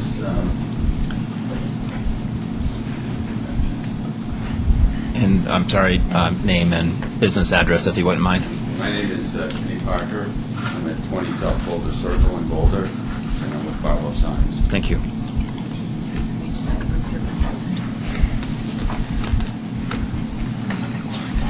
As far as the letters, I think the sign size is 32 by 96, yes. So you can have a letter as large as the 32. So it's where not you can fixed? break- No, it's not fixed. You've got software, very simple software that will... And it can be running letters, so like one letter across, just... You can run one letter, you can basically program it any way you want, the resolution you're looking at. Would you mind just a little closer to the mic, just so people can hear at home? Pretty much, you can run any size letter you want, and you can put in animated if you want. You can do text. It's really up to what the town decides what they want to run. The software will allow you to do anything you really want, and it's fairly simple to run. Is there a way to make this sign cheaper? Is there any way to cut costs? Well, we've pretty much discounted it pretty substantially. No, I mean, like, is there features on it that we could eliminate that aren't necessary, like the 4-color? Can it be one color? Does that make a big difference in price? There's a couple different options as far as the millimeter size. There was 20, 25, and 31. Based on the speeds of people going by and being able to be read, you really want to be 25 or lower. If you go with monochrome, you're going to lose the effect of, that is one of the options you could do, is go with monochrome. The cost, I don't know who saw the proposal, but it was small, it's a couple $1,000s difference in price, but the ability, the readability of color is far more effective. If you're going to do it in color, otherwise don't bother. Okay. And we've got studies up and down all over that show when we work with businesses that are buying this, we don't even sell them. It's not read. You know, if you want the sign to do what you're looking at to do, and to get notice, to let people know what's happening in the town, any information you want to give, you really need color. Trustee Skumatz. So one of the other questions I'd asked last time is what this design matches, because it doesn't match the other town signs. You know, it's like a slate of rock or something over there, and a slate of rock up there, and this is some brick and other stuff, and so I don't understand why we changed style. That was my main issue last Again, time. it goes back to much of the guidance that we talked about, trying to incorporate some of the architectural feel of this existing building. So the rock that you've got here, we've got light pillars, as an example, out in front. The brick face of this particular building is incorporated herein. That would be an element if you wanted to go with the Spartan sign, but it doesn't take into account, it doesn't fit these two buildings. And so we tried to come up with an architectural feel that would. There was My another preference had been to match the signs of the look of what we already picked for what Superior signs would look like. So that was my preference. So, anyway. I thought we had a uniform sign look, and this doesn't fit that. So. As you rightfully point out, we have anything but a uniform sign. We have the one installation is the community entrance sign, and you chose a very, I won't say stark, but a very simple design, which is kind of the carved-in rock entrance, which is not unlike anything else we have anywhere in town. You have many signs in our parks, as an example, but most of those are wood-carved signs. So I don't think we have a unified signage plan for the municipality. Can you put a readout, LED readout sign in a flagstone carved-out sign? I mean, you can pretty much, as far as the design, the design of the choice, you can do any design you want, because we're just fitting that message center. I basically went with what the design of the town went with. That's what we, but you can really do anything you want. The cost will change depending on what you decide. And if you don't use any kind of monument or bricks or anything, and you just do the LED, are we talking a lot of cost savings here? You're still going to have to, you're still installing a monument. Right, I get that. So the brick cost of it was maybe 10% of the total cost, so it's not huge. You'd be using aluminum.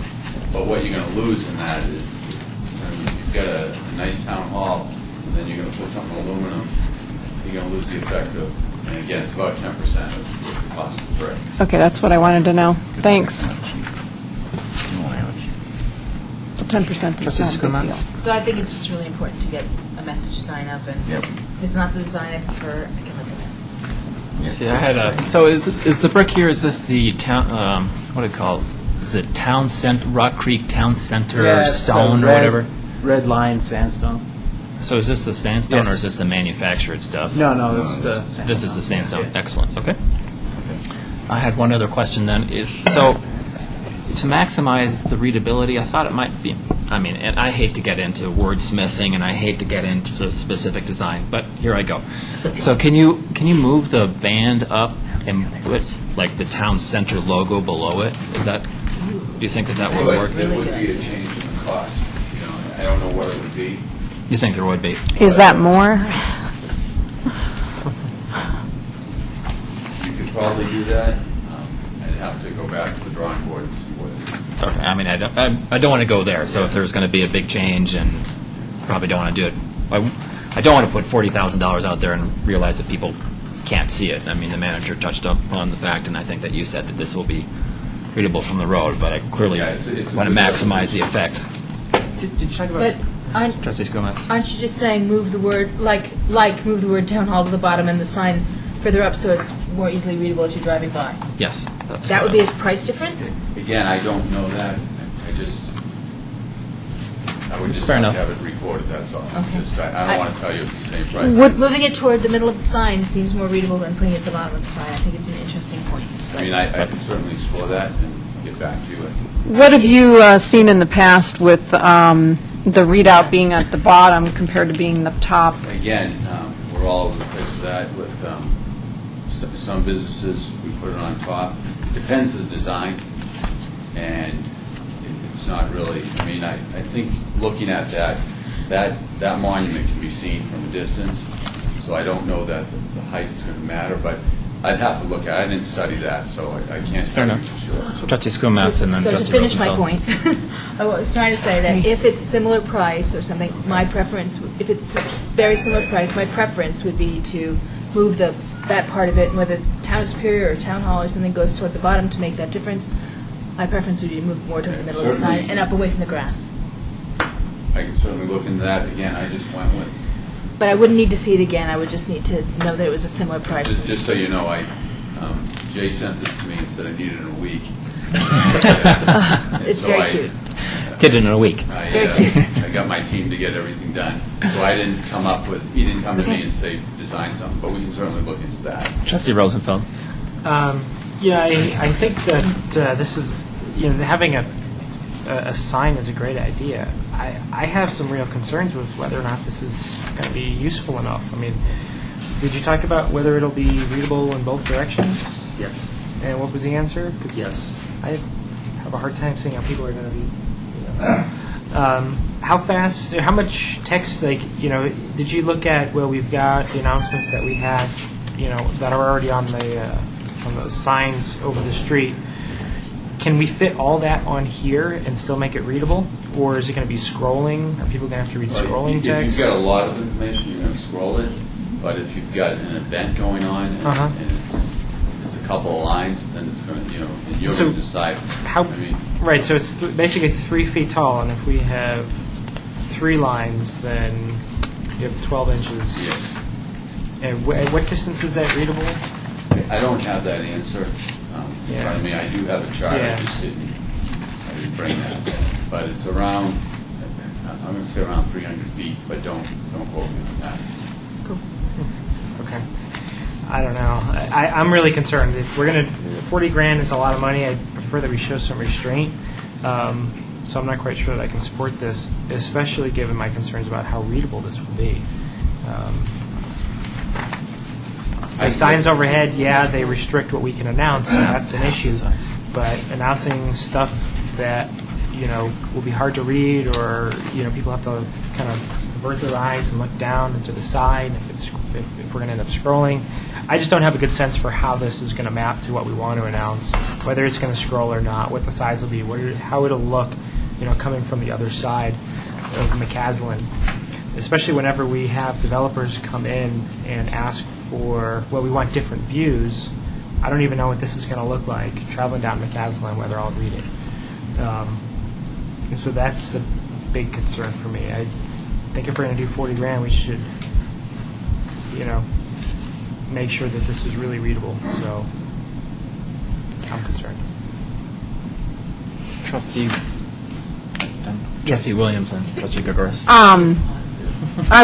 I thought we were going to see several different designs. So I was, We did. we did?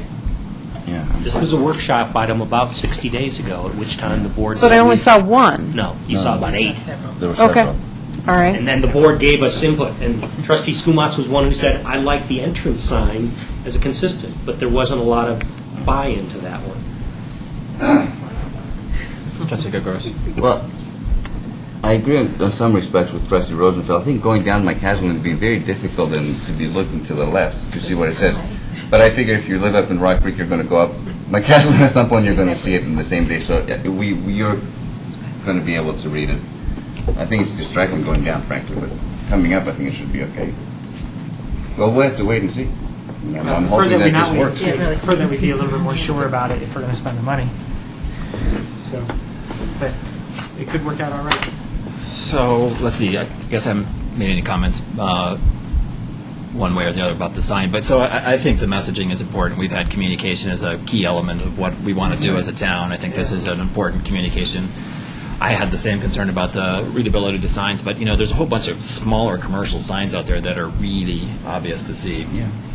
They're not LED. I fully understand that, but they're pretty clear to see. And if this is really an example here at Monarch K8, which is a smaller sign, if I read correctly, that's clearly visible. So But the readout's on I'd say the top. smallest we go is about 2 feet, but you've got about 3 feet there. I think it's 2.6 by, again, I don't have any pattern. 33 by 96 is what the size of this is. And our studies with other customers that we've worked with throughout the country is extremely effective. I mean, we see a bump in about 5-15% in business. Sonic, because it's a little bit bigger than this. They spent $50 million on message centers last year, and they've had a bump in 7% in business. They've had huge. It's very effective. I hope we get the same bump. Yeah, that'd be Can we get the 50 million? That'd be seven. Yes, yes, that'd be great. I think you're going to be surprised with how many people know what's Yes. going on in town. Trustee Skumatz? So I'd like to make a motion. Can I say something? Yes, absolutely. So sorry. Definitely. Sorry. No. George Custer, 109 South. In this consideration for this placement of this sign, that's fine, we have a little Reno, but as you designed this town, you designed First Street to go on Marshall Road, you designed Second Street goes on Marshall Road, you designed Fourth Street goes on Marshall Road, you designed a Superior Marketplace over here, they're not going to be able to see a sign over here. Town people come into town, and myself, turn on Marshall Road and go up to 4th Street. Our main interest is mainly 4th Street to get down to the rest of it. This here is Rock Creek's entrance to the town and the exit to the town. You come down Coal Creek, you go to right Rock Creek. You come into Superior, you come down and make a left into the town hall. I think it should be put in a more specified place that it can be seen by the people going to the Superior Marketplace. That's just my thought living here. I don't come down to town hall except to come visit you people at meeting nights. I don't need to go to Rock Creek. I go out this way over here where the light is. And you got it designed down here so you can't come down here. So take this into consideration, will you please? I don't think that was done. Okay, thank you. What is the road count on this road? 'Cause that would probably, Oh, gosh. I don't have that in front of me, I can get it, but I think you'd be surprised with the numbers. I know people might go around or whatever, but I bet you it's pretty substantial. Hi, I don't think anybody has it on the tip of their fingers. From there, So. 350 feet to this way, but we can't see it from there. It would be set back this way. Okay. So it needs discussion. You do have to close. I'm sorry, yeah, sorry, at the You have mic. to be close enough so that you can control what the sign says. If you're too far away, then you might have some trouble with communication. So that's just something to think about. Okay. Trustee Skumatz? I think it's a really interesting point that you raised, and while we don't want to, I don't think it will communicate worse than what we have now, because the signs are already put across at that location, so you'll be missing the same information you were before. I just wonder if we put it by the Superior Marketplace sign, if there's so much clutter there that it won't be seen very well or very effectively. So I think it's a really interesting question that you raise. I just wonder, so you're saying that you never come into town on Coal Creek, you always cut off of Marshall onto 4th and, Stop sign up here, and Yeah. stop sign on 4th Street. I thought maybe coming in. Previous town board designed this town for everything to go to 4th Street mainly, and also 1st and 2nd Avenue, which you all know, familiar with this town. We don't go out this way to Rock Creek very seldom. I don't. This won't be I'm worse talking than, personally. this won't be I- worse than now, but it won't be better either. and Well, being you better can would have see been at least when you're up there 30 or 40 feet above, you can see coming down the road, but when you put a little sign over here, or not little, but Thanks. offset off the road on the west side, you're not going to be able to see it from the Superior Marketplace, and we're defeating our purpose of letting people know what's coming off, mainly, and that's our main traffic over there, is what I'm trying to tell you. And the town's traffic is all to the west. It's not coming down here except to come to work or come to a town board meeting. We don't need to go visit Rock Creek. We go that way, Boulder, and that's the main thing, So if they could place it someplace better than right in front of the town hall where it'd be more visible, 200 feet or across the road or whatever, where it's not distracting to people coming down the hill, looking across over here to see what's going to be on the town agenda. That's what it amounts to. It's going to be an advertising deal for Fourth of July deal and town events center, and that's what I'm bringing the question of the placement of it is all. And give it some thought, please. Trustee Skilmats, I think you were up. I was willing to make a motion, but Okay. is there any more comment? No, I didn't see any more. Okay, so I'd like to make a resolution number R-35, Series 2009, a resolution of the Board of Trustees of the Town of Superior approving a contract with Barlow Signs for a Town Hall monument sign with one amendment, that if the design can move the letters up at a similar price, that would be okay too. Okay. If not, I guess it has to come back. Okay. Motion by Trustee Skilmats, second by Trustee Gregorius. So, Georgie brought up the question about whether or not we should move it. We don't own all the property, so that's part of the issue. And two, I'm not sure that putting it over by the marketplace, I think people might get looking all over the place. So it's not better for you, but I think it's actually a reasonable compromise. So I know that you're probably not happy with it, but I guess I'm in favor of it. So, Trustee Skilmats. And I'm not necessarily expecting to read it as I go down the hill, but I do expect to read it as I go up. So Yeah. I don't think that doesn't concern me. Additional discussion, Trustee Rosenfeld? Well, do you want to restate what the motion was? Because I'm not quite sure I understand. If you can't swap the sign, If you can't move the letters up, is what I said. For a The similar reason- price. This piece up above. so you're talking Town about Hall. swapping Superior Town Hall No. and the actual sign. No.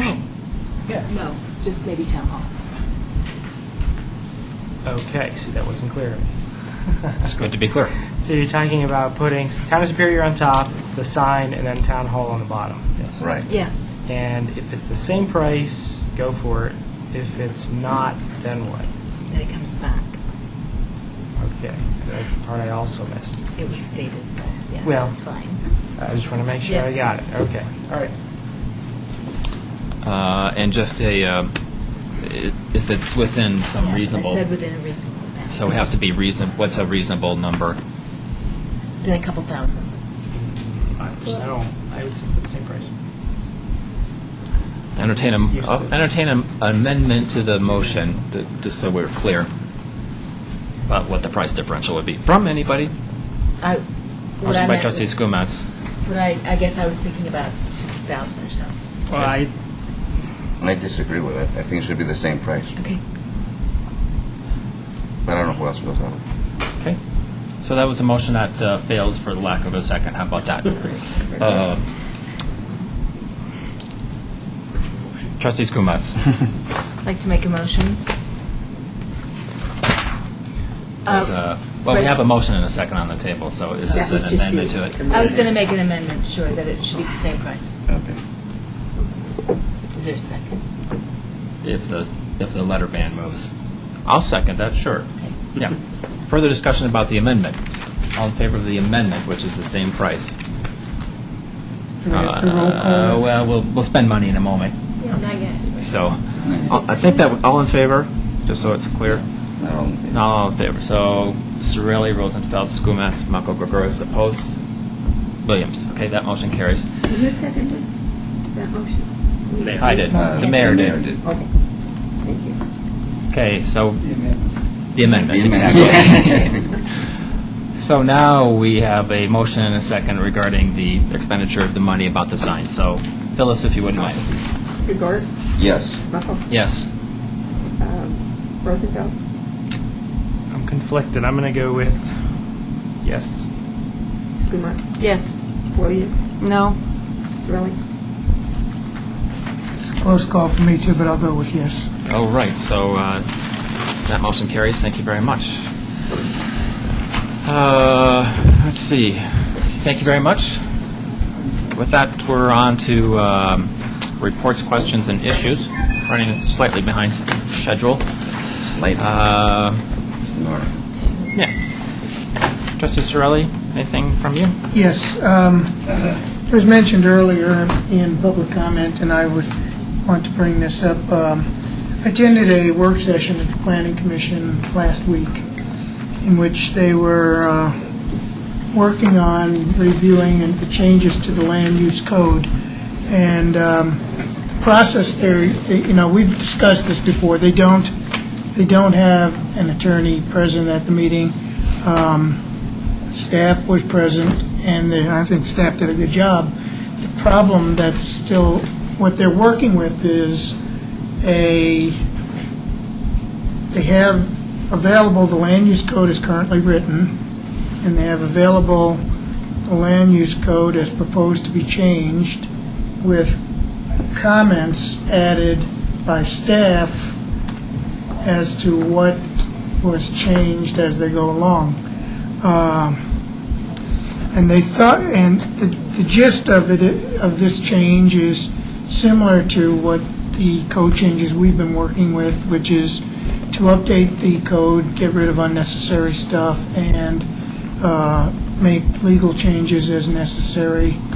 And that's what they thought the gist of what they were doing was.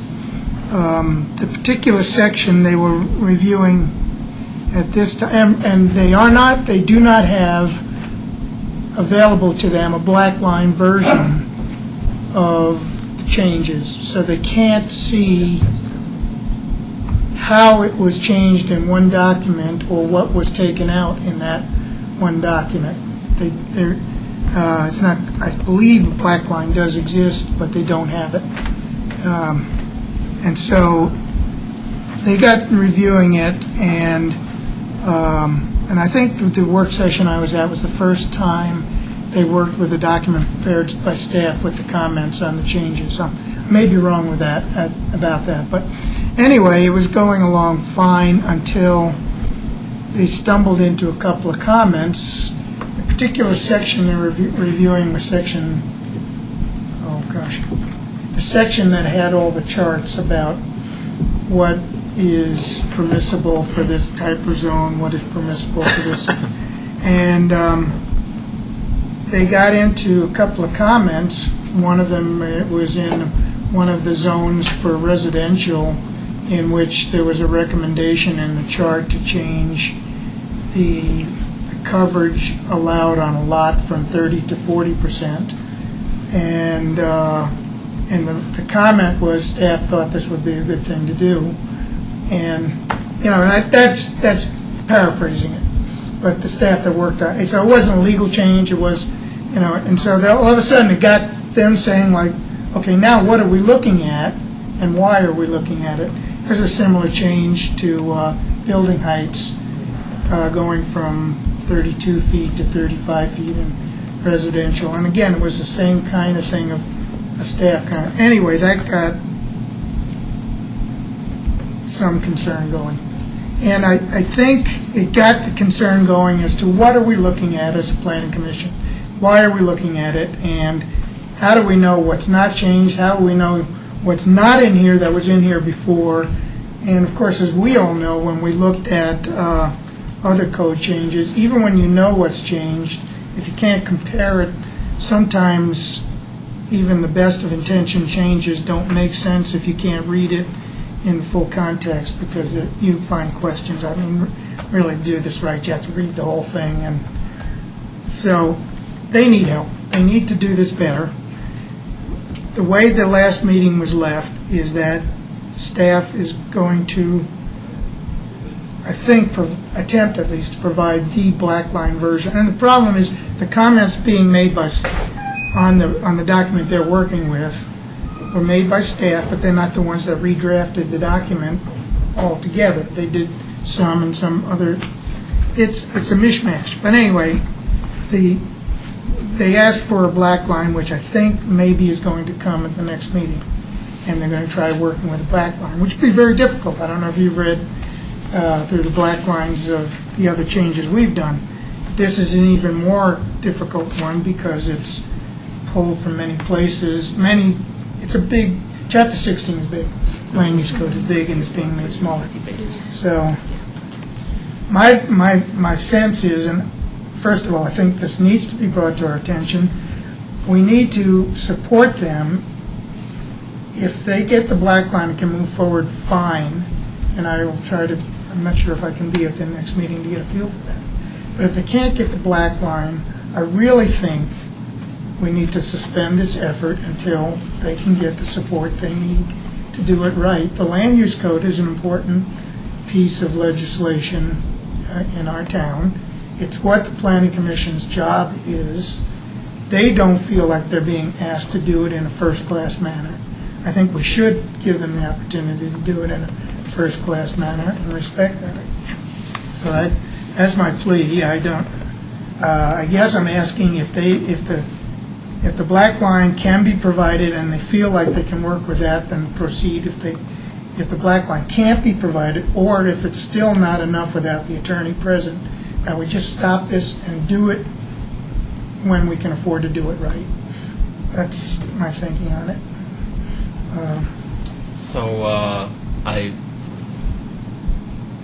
A question for staff, I guess. I mean, I think that there's a lot of changes in the document making the black line somewhat difficult to read, but I can't imagine there would be any downside to providing it if there one exists. Am I missing something? I'm checking to see with Kendra if it even exists, because I don't think as it was being crafted, the edits were incorporated in a black line. Because huge sections were moving from, whether it's Chapter 2 to Chapter 17 or wherever, within Article 16. That was one of the reasons why the black line wasn't. One of the misnomers, I think the crux of the issue here is the presumption is that the city attorney's staff wrote the document. What is missed in that entire presumption is that there was a staff committee which consisted of Matt, Fred, Phyllis, Jeff, and some others that came up with all of the things that are incorporated in 16. All of those people were involved in the review, line by line, page by page, article by article of the entire Chapter 16. And then Jeff was sent back, put that into the verbiage. Jeff wasn't the author, he was the note taker. So everybody else's involvement, unfortunately, is being minimized because they were all the authors to the recommended changes. But now, for some reason, Jeff is the only one that can provide the guidance. Well, and that's fine at $2.25 an hour, but... Well, I think the difference is what changes are they getting because language is unnecessary, and why is that change?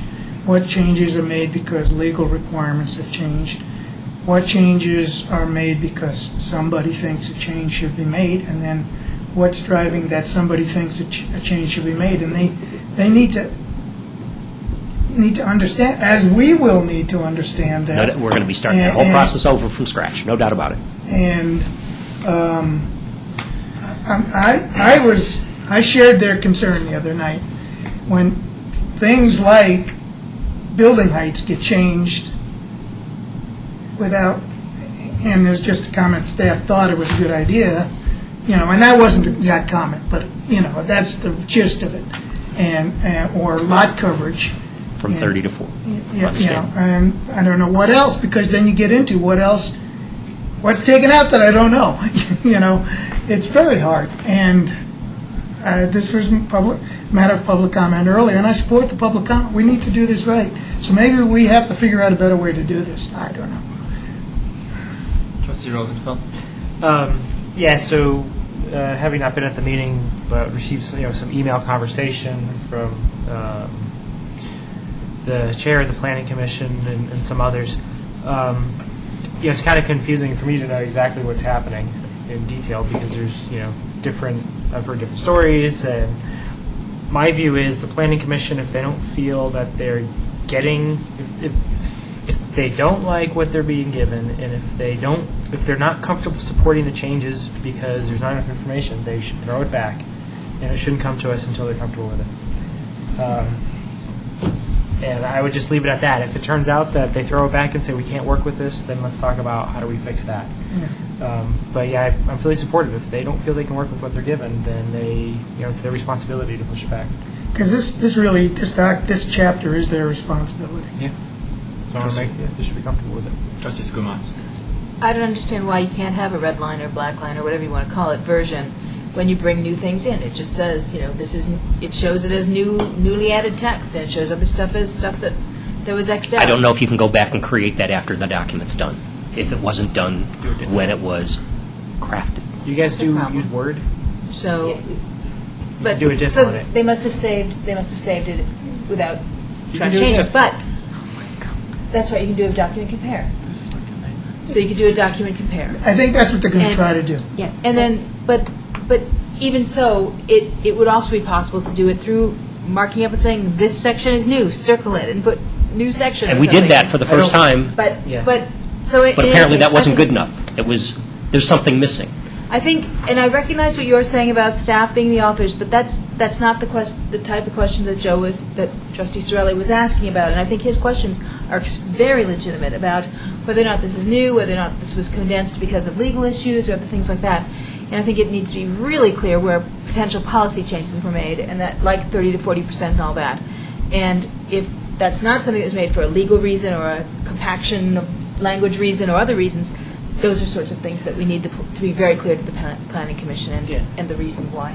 I think they should have the support they need as well, and I think it's really important.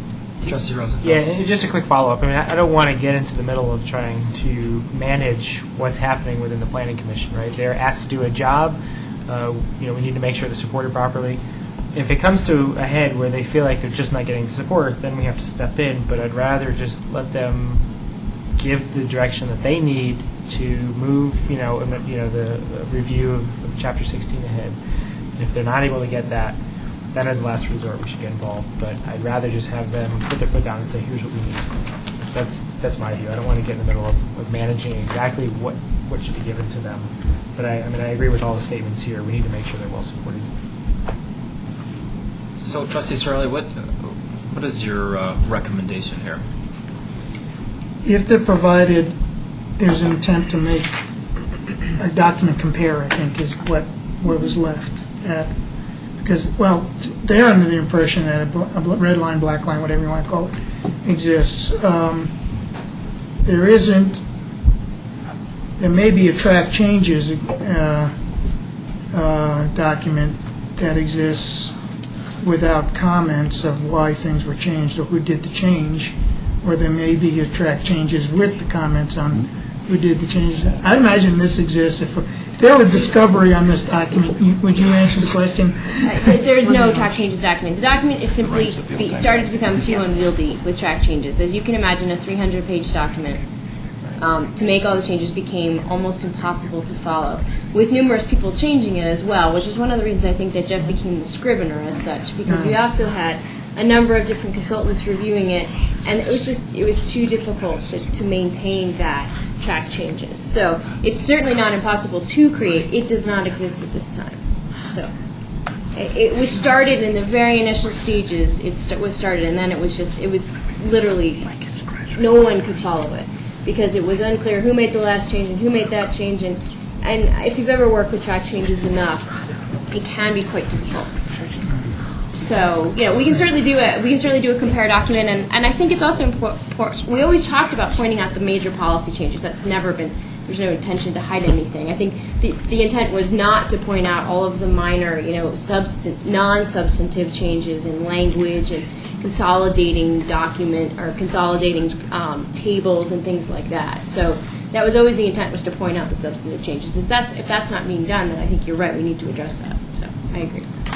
I think they're expecting either a doc compare, or if they find a black line, let them have another meeting with that. If they feel like they can't proceed, then I think they should tell us and we should support them.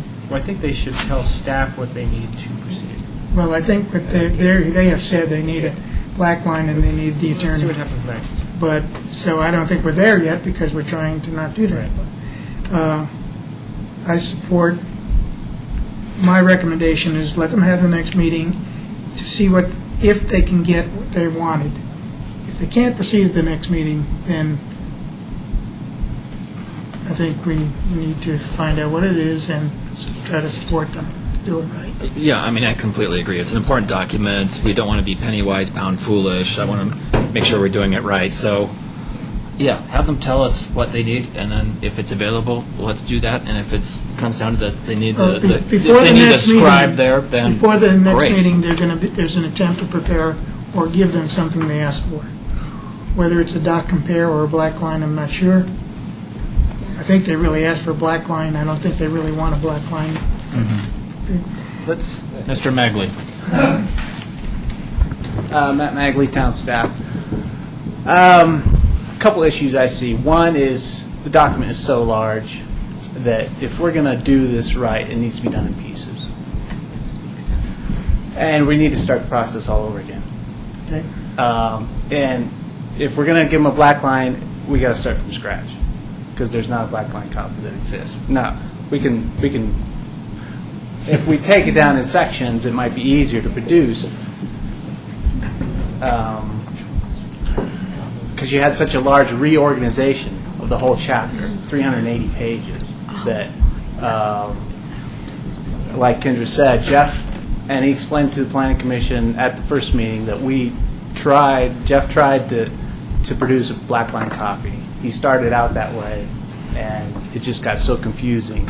And I think some of the Planning Commissioners have agreed with that statement, that it just got too confusing. So we stopped and started to look at it as a completely new document, pointing out the made significant changes to the revised document.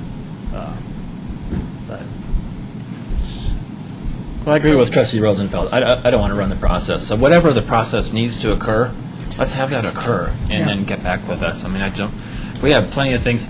It's 9:15. We've got plenty of things to do, and I don't want to get involved in the process. So whatever they need, let's provide it, get a good document, and then we'll look at it when they're done. And if that needs to take longer, needs to be done in sections, fantastic, let's do that. So, does that sound fair? Yep, that's what I was asking for. Okay, let's do that one then. Anything else, Trustee Sorrell? No. Trustee Rosenfeld? I don't have anything. Trustee Skomats?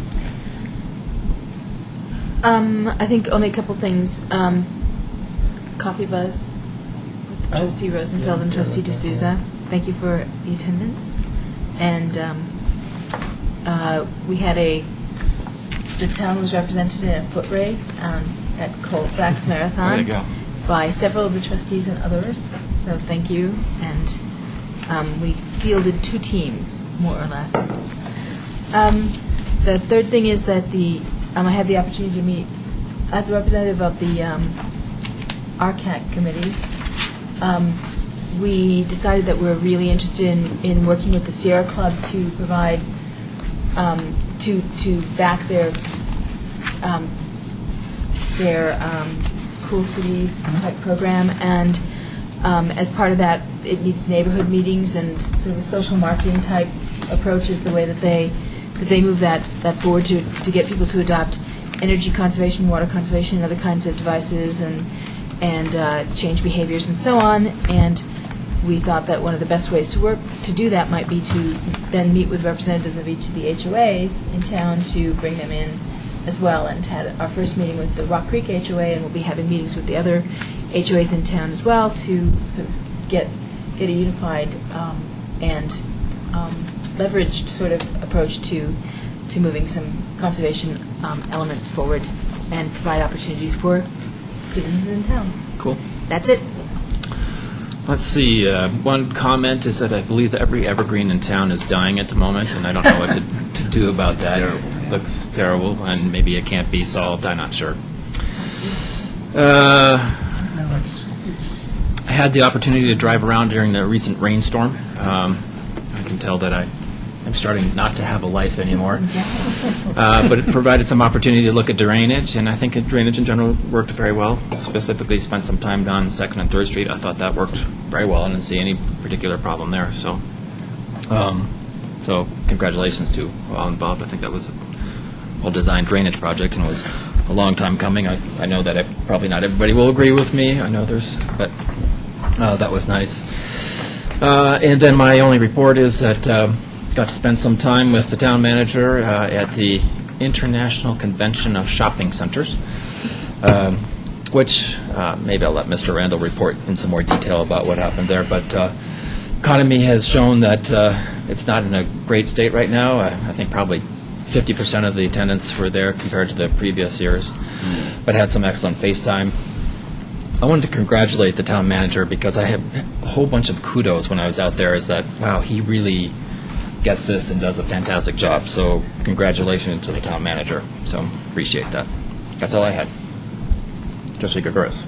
Just one comment. When the consent agenda items come up, obviously there are a lot of pros, but I never see any cons. And I just want to see a little bit more balanced. It appears that you will have done your job a little bit more diligent that way. If you say, here are some of the positives, that's why we're promoting this item. But yes, there are some negatives about it. I just never see any negatives. So to me, I would like to see that more. Okay. That's it. Trustee Williams? Yeah, I have a couple things. I'll make it very brief, though. We had a joint open space advisory meeting with Louisville and the town of Superior, and we discussed a number of things like the Rock Creek, Coal Creek Regional Trail System, and the towns are looking into kind of standardizing their rules and regulations for those trail systems so that it's not so confusing for people who are actually using them. And then we also talked about community gardens. Louisville has one. They kind of talked about their positives and pitfalls of the community gardens, so that was interesting, including dog parks. They have a couple dog parks, so they had plenty to say about that. And overall, it was a great meeting. So we always enjoy meeting with other towns in their open space. The other thing is, I attended two what they call school improvement team meetings for the two schools that are in our town, Superior Elementary and El Dorado K through 8. And they had both asked for representation from the town, and so since I worked there, it was very simple to just go to the meeting. And I was very well received by the parents and the teachers and the admin, so that was very good. And they both had the same thing to say about they have plenty of Rocky Mountain Fire presence at the school, but they don't have much as far as police presence, and so they are hoping in the future to have a better police visibility at their schools. So they're looking to work on that, as well as keep in touch with the town, whether that be me attending their meetings or someone else who feels like jumping in. And they also have Rocky Mountain Fire comes as one of their members. So both of them have, and I think his name was Young, Dan Young. Does that sound familiar? Mm-hmm. Yeah. So he sits at the El Dorado SIT meeting, and I thought that was really good representation for them. And it would be good to have the police come as well if they ever can. So anyway, and then they had some concerns that they were hoping to address a little later, but I would just throw out that they're concerned about the crossing at Indiana and Colton. There's a four-way stop there just south of Superior Elementary, and they're having difficulty with cars that don't come to a complete stop. They tend to go even before the children are fully through the crosswalk. You mean Indiana and El Dorado? Indiana and Colton is a light. I think you're right. You are right, yeah. Indiana and El Dorado, just south of Superior Elementary. So they're hoping that the town could maybe look at that, see what they could do to kind of mitigate the traffic problems, and as it correlates to the children going across the street. So that was one thing that Superior had. And then El Dorado kind of want to work with the town as far as looking at the boundary of their property and the boundary of the town for the playground where it nears the intersection of the parking lot and Torrey's Peak. There's, some of it is sprinkler heads for the town, and some is for BVSD, and I think that they just kind of wanted to see if the town would work with them and just make sure that they're not, they're going to put a fence there, and they want to make sure that they're not overlapping onto BVSD property, or if there's not any sprinkler heads that go onto BVSD property. So in other words, before they erect a fence, they would just like to speak with someone. So I'm sure that they'll be calling about that. Okay, I am done. Thank you. Mr. Randall. A couple of items left over from the workshop session. First, a quick review of your agenda for the June 8th meeting. A couple of action items, but very few. We do expect to open bids tomorrow on the Colton-McCaslin intersection improvement. They will be reviewed by Boulder County as the primary funding agency, but it will be the board's responsibility since the town is has the oversight of construction supervision. So that's expected to be on your next agenda. We expect to have the first of 2 contracts pertaining to the installation of rooftop solar panels. This will be for the 5 town-owned facilities, which include Town Hall, the Parks Rec and Public Works office across the street, the 2 pools, and the fire station. You might recall from our discussion about solar installations, we have 2 larger installations that are anticipated at the water and the wastewater treatment plants. Those are going to be power purchase agreements rather than where the town is actually paying for the installation, but we would be allowing a third party to be installing these on our rooftop, buying the power from them. A little bit more difficult. We wanted to bring them to you at the same time, but at the same token, I didn't want to delay any further. Bad news, we did receive information from the Governor's Energy Office that the grant application information was released as promised on May 15th. However, they're not accepting applications until sometime late in September. And right now, they're saying that anything won't be pre-funded. We've made contacts to the Governor's Office and to CML saying this was supposed to be shovel-ready and there was supposed to be an incentive to having things out the door quickly. Don't hold us back. And the other thing is that there are numerous entitlement communities. So if you've read the fact that the City of Boulder has received a $100,000 grant, or Lakewood is getting $225,000, they get those because of their size. The rest of the state is eligible to apply on a competitive basis through the Governor's Energy Office, but now we're being told, well, we're not going to accept applications until September. What we're saying is that's fine, but don't hold us don't put us behind the 8 ball by saying either don't proceed with your own improvements, so make our projects eligible. If we're going to make the expenditure after May 15th when the information was released, we should at least be able to apply for reimbursement if our projects are deemed to be worthy. So we're still pursuing that. But we didn't want to wait until September on our rooftop installations. We think it makes a lot of sense to proceed. The last one is the Town 9 sidewalk. Those bids have been opened, but as John indicated earlier, we have 2 options. One is an asphalt, one is a concrete design. We'll be making a recommendation to you as well. The entire workshop session at the next meeting has been set aside for the long overdue home rule discussion. We have a commitment from Mr. Mamet from the Municipal League to be in attendance. We've also got a couple of invitations out for other local expertise, though I don't have any commitments at this point in time. But we have the entire workshop session devoted to the discussion of home rule. A couple of other items from the digest. You have received information about both sales and vehicle use tax. It's performing better. I believe we are the only municipality in Boulder County which actually has sales tax receipts for the current year that exceed that for the same period of a year ago. It's only $10,000 and it's less than 1%, but it's nice to be in the black instead of the red. Most of our neighboring communities are double-digit in the red. Vehicles are rebounding nicely, not back to their traditional levels, but they are, and the trend is very nice. We're about 11% behind where we were a year ago. But candidly, in February, when we looked at tentative budget cuts, we were 40% behind, so it is looking good. Then we've gotten information, we've shared it with the rest of the board about all of the recycling events that we held a couple of weeks ago. There was a 4-fold increase in the number of vehicles participating in the hazardous waste drop-off. There was a 33% increase in the electronics recycling. And then the new element that we added, which was after the community-wide garage sale, that anybody could bring anything left over to the Parks and Rec offices, and we collected 13,000 pounds of materials that were brought over after they didn't sell at the garage sale. Two other items, we are attempting to schedule the first meeting with the Louisville Superior Interchange Committee. Got some dates from our two representatives, and we've proposed some dates the week of June 15th.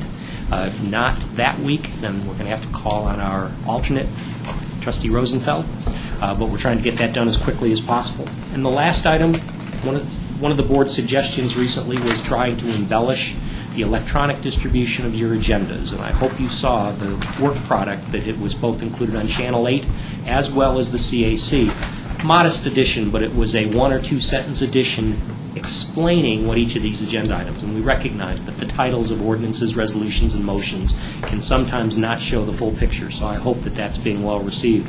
From the traffic, anecdotally, the traffic I saw on the CAC, I think it was. I think people were understanding what it was that was being considered. So that's all I had. Justice Gomez. The only question or comment I might have on that is, when we have the home rule discussion and the experts that we bring in, could we make sure that there are some pro and some con? I'm very concerned that we're going to have people very towards the pro side, and I would really like to make sure we have as balanced discussion as possible. I think we've invited Mr. Kuffner. If you have any suggestions. No, I'm just. I mean, there's 99 communities that have embraced it. I don't know of any individual, organization, anything to go to say, can we use you as a resource? There's plenty on the pro side. I just don't know who to go to. Then, I had to. Can we have someone who maybe they don't personally hold the view of con, but they make the con argument as a person standing in for that position? Because usually when you're pro, you also understand and can put yourself in the position of the cons as well. I've had to do that for bottle bill discussions, that sort of thing, just to make sure that there's a balanced discussion, because I'm really concerned about the kinds of discussions that we had under the previous town manager that were very, pushing in one direction. I'd really like to make sure I feel like both sides are appropriately represented. It's a big concern to me. I understand. I'll do my best. If you can find any, I would be glad to extend the invitation. I would hope that the speakers and the presenters that we are bringing in also have that ability. While they may well have a bias, I think they also can say, why has it failed in Estes Park? Why has it failed in these other communities? And what are the downsides? I would hope that they would be able to, just as any other debater would be able to say, but here's what you need to know. Okay, maybe it's just that we ask them to each present the pros and cons then, or something like that. That would be good. Something like that, so that we get a balance. I'm very concerned about that. Okay, thank you. We could have Sam Mamet come and present the cons. And Ms. Randall, did you want to talk about ITIP, or do you want to just send out a memo about it? Obviously, we always follow this up with a very detailed memo of all the people that we met with, as the mayor indicated. Attendance was way down. Last year it was 54,000 people at the session. This year there were less than 30,000 in attendance. But one of our observations was there wasn't as much volume, but there was better quality. And I'll use the example that in our retention visit and the traditional meeting that we will hold with the property representatives for Centro, the ownership of the Superior Marketplace, we typically deal with a regional leasing representative who's able to tell us about who he's attempting to bring in and who's on the ropes and those kinds of things. This year we met with the chief operating officer out of New York and another staff person. So we were meeting with higher-ups. We will be giving you the more detailed report, but there were 39 contacts that were made in the 2.5 days that we were there. In summary, there were 5 master developers for some of the larger development opportunities within the community, 5 hotel operators, not actually building, but flags, the kinds of hotels that we would be looking for on 2 of our particular development sites, 16 different retail prospects of all ilk for pad development, vacancy, and prospective anchor tenancies in some of our developments. 9 retention visits, Centro being one of them, but we met with Target, Costco, Centro, and a number of the other major and minor players within the community. And 4 that I would describe as others. They might be real estate broker people that are representing other properties within the community. Again, we'll give you the follow-up. It might be another week or even 2 before we get that to you. We're also following up with each of them. If we gave them information, We don't know that it got home with them, so we're following it up with an individualized letter and reintroducing the materials that we gave them. If we just stopped by and didn't meet with them, we're contacting them again and saying, sorry, we missed you while we were there, but here's the information we wanted to discuss. So we're doing that with each of those 39 contacts. Great. Thank you. Ms. Harbury, anything from you? No, I don't have anything to Ms. Harden, anything from you? Thank you. So with that, let's move on to item number 8, which is consideration of and action to approve a contract extension with ACC, American Civil Constructors, I believe, for snow and ice control services. Mr. Randall? Very briefly, you'll recall that a year ago we entered into a contract for snow removal services after a competitive bid process. ACC was our selected vendor as a result of their low bid. We have, first of all, we've got included information about performance evaluation and review of their first-year performance, and we're recommending that, one, we extend the contract, and two, that we modify some of the terms. Most significantly, that we significantly increase the amount of vehicle hours that we're leasing for the base price of $171,000. Last year it was 600 hours worth of equipment for $171,000. This year it'll be 1,150 hours, almost a 50% increase at the same base rate of $171,000. On top of that, the hourly rate that we pay for each hour that the equipment is on the street also would be increased from the 600 hours to the 1,150. It's $58 an hour for every hour that they're in service. This year we used them for about 764 hours, a little bit more than what we'd anticipated. So that 1,150 should get us for a more traditional winter season at the baseline rate of $58 per hour. After that threshold, this year it was 600, next year it's 1,150. After that, we pay $90 per hour for operator and equipment. So, Mr. Hawkins can give you in greater detail and answer any questions that you might have. I don't have a whole lot to add to it. We did provide you with a summary of hours used, material used, miles driven. We were able to break that down into a cost per mile serviced. We were able to provide some information of comparable cities, Louisville and Lafayette, on what they are paying for their winter maintenance. Try to provide as much information for you as possible to give you an idea of how this contract's working for you. The performance criteria that are listed on page 2, this is what was approved by this board last year. Four categories: pre-storm planning and response time, contractor anytime. They were constantly monitoring the weather, would send an email or phone call saying, this is what we're seeing, we're planning to activate and be on site at this time in preparation of the storm. They were, and so the communication that way was excellent. Material usage, their equipment was calibrated twice during the year. They provided storm reports showing us exactly what was being used and what we were paying for. Emergency call-outs, for the majority of the time they were already here anticipating those storms.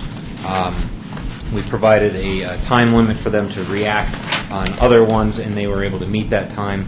And again, the post-storm reporting of their activities was provided the following day in every case. We felt they did a good job. There's always room for improvement. They're willing to make changes based on specifics. Do better is not a really good metric on how to change, but if there are specifics, they're more than willing to adapt to anything we are requesting. With that, questions? Questions from the board? Trustee Gregores?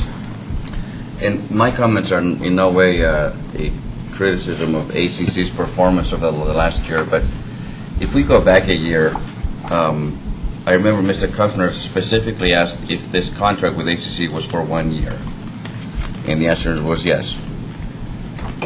And then he asked if there would be a bidding process for 2009, 2010, and the answer was also yes.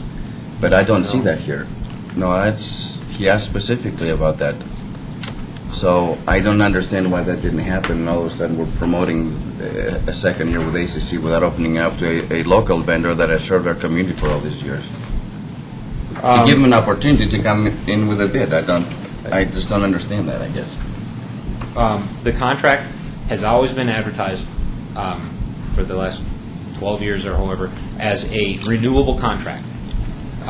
That's how Mr. Kuffner has been operated for the last 12 years. He bid it once every 4 or 5 years, and then at the town's approval, that makes it a one-year contract, and then the town has to approve it for an additional year each and every year. It's not bid out every single year. It's bid out. There is a cycle for all of our contracted services of when they are advertised again, and that's how this has been operated, and that's how it was presented last year. That it's a renewable contract. It was in the memo. It was in the contract, and what was approved last year was yes for 1 year, and then being brought back to you again for your decision whether to extend it or to go out for bids again. So that's what we're deciding tonight. Correct. Got it. The board certainly has the authority, responsibility to say, yeah, we'd like to search the marketplace again, and it was listed as one of the cons. By not doing that this year, we don't know who else is in the marketplace. I would remind you that the result of this competitive bid process last year resulted in 5 very good bids. Right. Price ranging from roughly $200,000 to $699,000. Well, then I would be in favor of opening it up again this year for bidding, especially since we have somebody here. I mean, so I would not be supportive of this. I guess my comments are that I think ACC did an outstanding job. I didn't see any negative to their performance. It was a pretty light snow year, so it's, but when you get 5 feet is really when the chains meet the road or whatever. But I'd have a hard time moving away from this contract, so I guess I'm in supportive of it. Trustees Gomez. So I really applaud that there are some performance statistics in here which were a very important factor for me. But I'm not sure I can tell from here everything I want to be able to tell. I don't have all the normalizing numbers I need so in the tables. So, for instance, this contract cost and extras and total cost and all that at the bottom of one page. One with the pros and cons on it. Mm-hmm. It doesn't talk about the number of storms or the number of miles on that page, so I don't know exactly how to divide that. And then the page on the next page, the last page, I guess, the one with the motion on it, I see some cost per miles and miles driven, and so the miles driven comparisons between the different cities. Does that mean the miles of roads that there are in the town? Does that mean the number of miles on the streets that they plowed times the number of storms that they plowed? Or exactly how is that miles driven calculated? Okay. I'll answer your first question first. Sure, that's fair. We have no historical data. Storm reports were never requested. That the information was never recorded in the past, and that's why we don't have that for you to compare against. These storm reports that we requested are a new thing this year. We just don't have it, so I can't provide it to you. We don't know how many storms there were in 2006 and 2007? No. We know how many times they were called out for extras, but any plowing event was just under the contract. It was part of the contract. And we don't have any kind of reports whatsoever. We got a monthly invoice. Well, that's looking in our town records, but it seems to me the Weather Service or National something or other says how many times we had storms of more than 2 inches in this town. Not in Superior. Regionally, and it does vary town to town. Louisville has a different storm total than Superior. So, no, we don't have it at that level of detail. Okay. As to your second question, miles driven, that's the total mileage of the trucks. They're odometers for the work they did doing So that laps through the town. The roads they drove times the number of storms, yeah, it's basically. apples to apples. Okay. So then why the 2007, 2008 numbers, we don't have Superior in that one? In that table? Because question mark? If you want, you can go back one page, and But I don't have the miles driven and... No, again, it was never measured. It was never reported to us because it was never requested under previous contracts. Okay. So do you have any do you want to make any discussion about the cost per mile figures in the table we do have? It's kind of for your information, just so you can see what other towns who use internal staff as opposed to contracted staff, what they're paying. Okay. And then another question, I wasn't quite sure I understood what you were saying, and I apologize, I only had a few minutes just to look this over. Are you saying that the same contractor is offering us 50% more miles or hours or something for the same Base total rate. cost? When you say base cost, is that, The contract has two components. There's an equipment rental charge, and then there's an hourly wage rate, labor rate. We are committing to a certain number of hours. If they never get called out, our baseline cost is $171,000. Okay. We paid that as a prep fee to have the equipment available.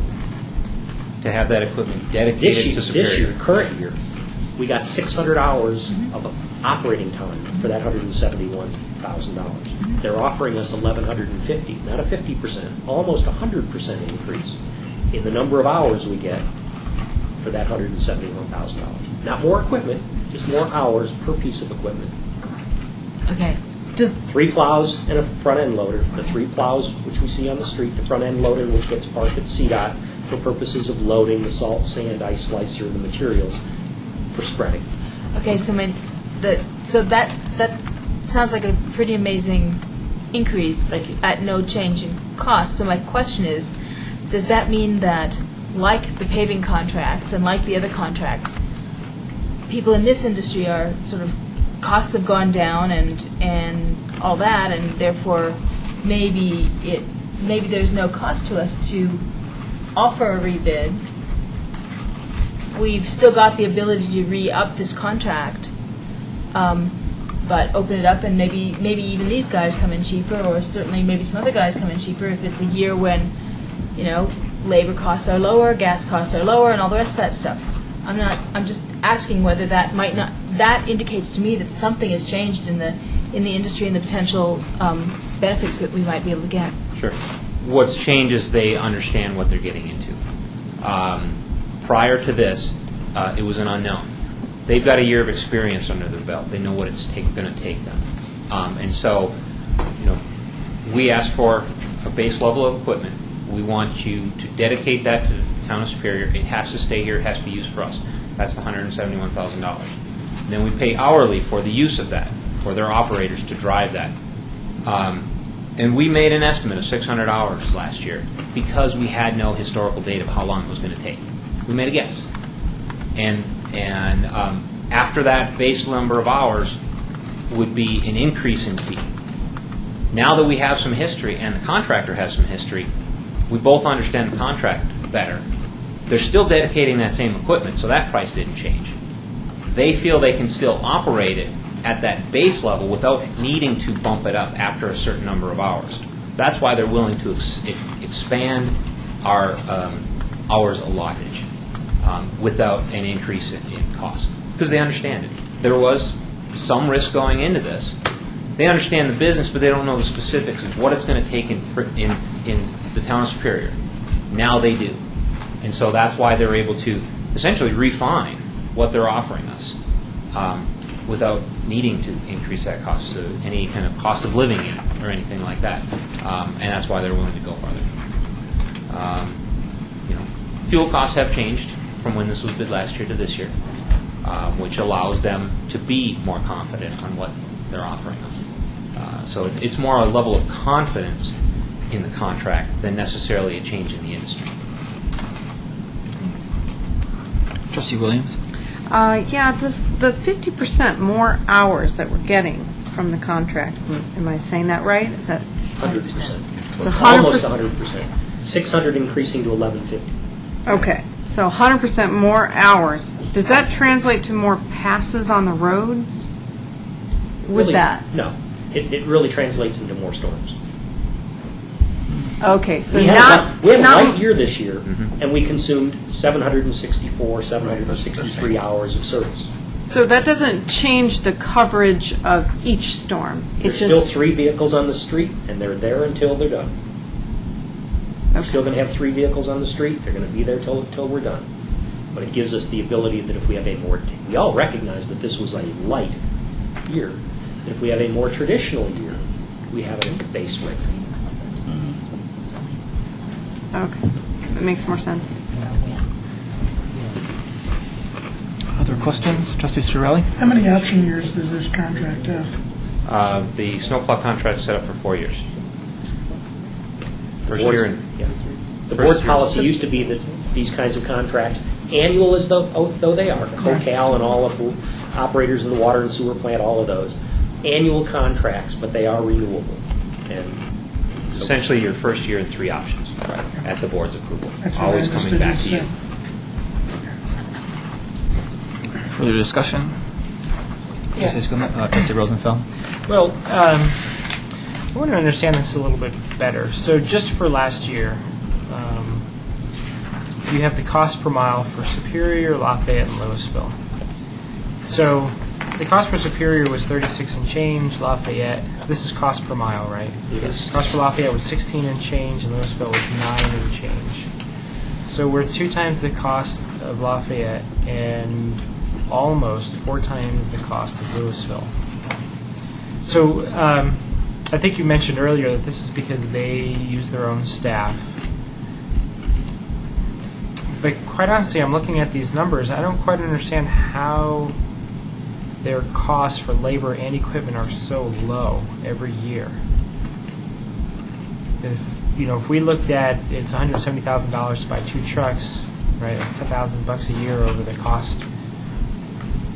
The numbers here are just really interesting to me that there's so much difference. So, this is maybe a conversation for a separate time, but I wonder, would Superior be able to realize similar cost savings? Would we be able to cut our costs by 66% if we decided to do all this in-house? Or I'm just really curious because these numbers are just really amazing to me. We'd have to staff up, but we Right. could get down into this range. Yeah. They've got, all their equipment and buildings in place, their structure. But really, the difference is, like for instance, this contract. We're talking $58 an hour for the operator, plus the cost what we're essentially renting equipment. Existing staff costs, fully burdened, which includes overhead and stuff, is less than $30 an hour. That's where the savings is. It's in the labor, and that's the difference. Honestly, my opinion, Superior is big enough where we can go beyond that break point of providing staff to do these services. The contract's working. We're getting the job done, but we do have options if you want it to go that way. And it wouldn't change just snowplowing. It would change a lot of other services. Most of these cities that are doing this, they have a streets department, they have a parks department, they got a water department, they got a sewer department. We do it all All in the those department. guys become snowplowers. Yeah. Okay. It's not just their 5 guys that take care of the streets that are plowing. They're taking their entire public works staff. When it snows, everyone's a snowplower. So, it's something we can consider, and eventually we can have those kind of savings. We don't have the infrastructure and equipment right now. I was going to say, besides the trucks, what are the other infrastructure issues we'd have to deal with? Does it go back to we need a building, because then all of a sudden you blow your costs out if we have to build a lot of new stuff. So Right. Yes, we would need building, we would need maintenance facilities, but you look at life cycle costing of those things also. A building's going to be there for 50 years. A truck's going to be around for 12 to 15 years. Comparisons can be made, and it's every year. It's not just it's a one-time purchase. It's a big cost to jump into, but you have to look at it as that long-term life cycle cost. Buy analysis. It's when do you want to jump in the deep end? okay, I just saw these numbers as really striking and thought it was worth at least pointing out for people who might be listening or in the audience. I'm just amazed at the cost differential. And I understand there's always an extra price you pay when you rent, right? When you essentially, but these numbers just seem really high. Well- And realizing that even what we paid was less than what we have in previous years. That's why you don't I see thought that many was cities doing this. Pretty interesting. Okay. Trustee Skumatz?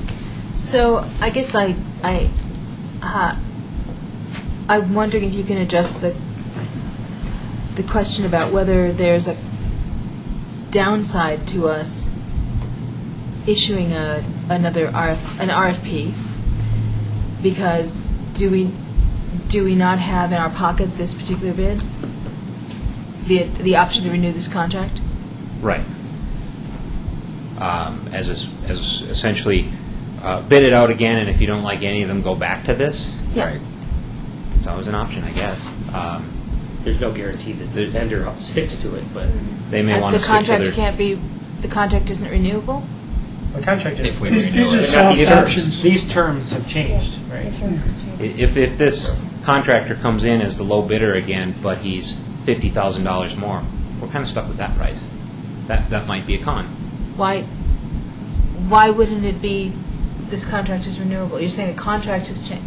If you're putting out a new sweetened RFP, deal. it's a different situation. It's no No. longer this contract. Not if you put an RFP that says we may or may not provide service, we may or may not contract under this RFP. I see that all the time. there's no guarantee that the vendor signs this contract, especially if we go back through that process.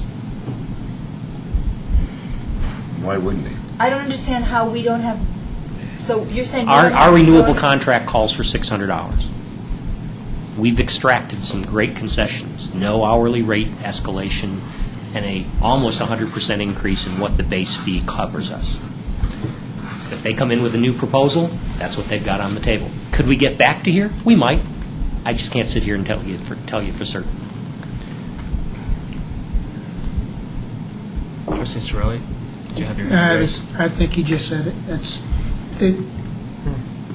We don't have a unilateral right to exercise this if we do something different. Right. Well, so the question is it in their best interest to keep this deal? That's why they've sweetened the deal. I mean, I think that's... Well, even, why would they back out of the terms? Yeah. Exactly. I understand that. I don't know. I'm not saying I agree that they would or wouldn't. I'm just saying that's the risk that how big is the risk that they would back out of these terms and we'd be stuck with And a higher I go cost back to the competitive environment that we versus went getting a through a better year cost. ago, Right. which did produce five bidders. I think the year before when we tried bids, I think we only got 3. I mean, it was really good that we got 5. And we may get a third one, and we have a new learning curve. They may or may not work for us. Again, we have a known contractor that has done it for us now. So I guess we're coming up with cons for you as we go here on our feet, but those are some of the things to consider. And we're under no obligation to take the lowest possible bid if it's a little bit lower but an unknown. That's not we aren't required to select that. We can select who we want. Exactly. It's lowest responsible bidder. Yes. But the question comes down, is this proposal still on the table if we go through the exercise? That is my question, I guess. And we won't know until we go through it. The contract will still be on the table. The sweetened contract may not. Well, the contract, we have to tell them within 30 days after they tell us the adjusted bid schedule. So we basically have 30 days from that point, under the exact terms of the contract into the renewal option. So if that has been provided to us, we have 30 days to tell them, or we can't force the renewal of the contract. When are we asked? When is this up for renewal? Did you get the bid schedule? Is that, as it's defined? Right. in the Essentially, this is your start of your 30-day clock. I mean, because this is officially being presented to you now. So that's the risk, is that right now there's a 30-day window for us to exercise our option to renew the contract. And what's the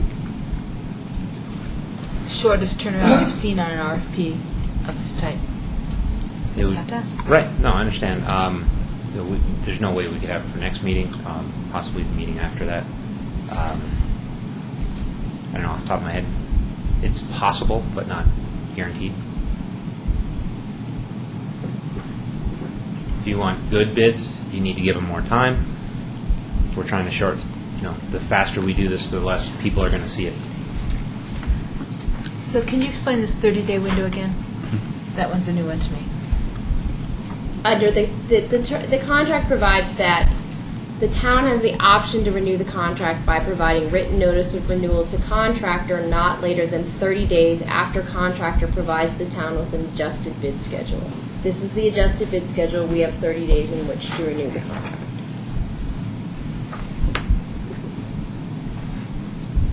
And nothing is saying that after that time, if they still want to do it, we can't renew it. The point is that the clock is ticking for the town right now. This offer is good for 30 days. Exactly.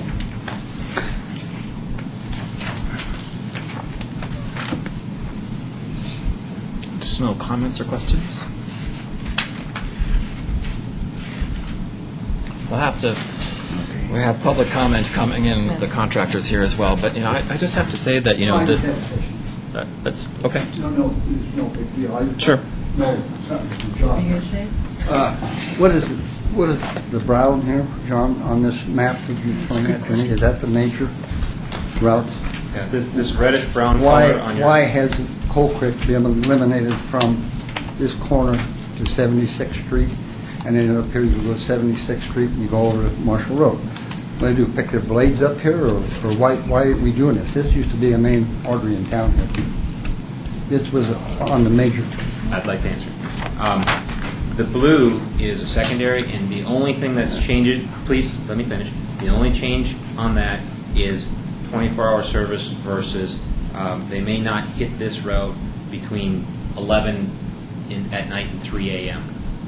They're focusing on some of the red ones are the primaries, the blue are secondaries. Essentially, they're still performing all of that all the time. I understand. Why can't that be put on a major since it was before, except for last year? This last snowstorm, just a month ago or 3 weeks ago, we didn't get no service here at all in the old town.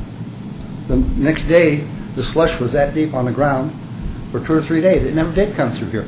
This was on there before. Why can't we put it back on there like it was before? This is the main part of town, Coal Creek, 76. You got it's space in between there. You go right this space you're talking about. Yeah, there's nothing here. That's Marshall Road. That's the blue is Coal Creek Drive. That's state, but you got a little section here. You come over here and you come out and back down here. Why can't Coal Creek be put on there like it's supposed to? That's all I'm asking, sir. It was on it before. I don't know where he's talking about. No, he's talking about a piece. George Kuttner, 7520 West Coal Creek Drive. I looked at this and I figured that the easiest way to make this apples to apples was to compare the inches of snow versus the money we spent. So for every inch of snow, how much did it cost us to push it? I come out with a figure, it costs us $59, $56, $47 per inch of snow to push. This year, we got 38 inches of snow. To get my snow average per year, I call Boulder County, and I talked to Bob Keep, which is the head of maintenance. And I asked Bob, I says, what is the average snowfall for Boulder County? And he says, do you want the mountain districts or do you want the flats? And I said, no, I want out around Superior and Worcester. And he says, it's 83 inches. It took him a couple hours to get back with me. It was 83 inches. So then I took that 83 inches and I times it by their just under $6,000. And it came out to $494,387. So if we'd had an 83-inch winter, you'd have spent more money on our cheap contract than you would have with us. And I don't know if you guys forgot already, but McCaslin was closed in November when we had a fairly fast-hitting storm. They had a snow truck up there that had slid sideways towards the ravine, and it scared them. It took them 2 or 3 hours to get the truck back up on the road or to where they felt comfortable. After that, I thought was real funny. In December, we had a birthday party, and a storm was coming in, and I brought you guys down pictures. There wasn't even a snowflake in the air, and they had their big Duke sitting up on top of 128 with the guy sitting there with the lights on at 4 o'clock in the afternoon. We came home about 8:30, and the truck was still sitting there, and there still hadn't been a flake. So that, we didn't have professional service, in my opinion. And then again, this last storm, McCaslin was closed again in April with this little storm. I asked town staff what the deal was, and they gave me this story about the light went out, and it became a three-way stop, and just got too many cars, and so they closed the road. That's also a false statement. I talked to some people that live in Sagamore. His stepson was off in the ditch, and there was a bunch of cars on the road, so it was pretty much impassable just to get a car up the road, let alone a snow truck.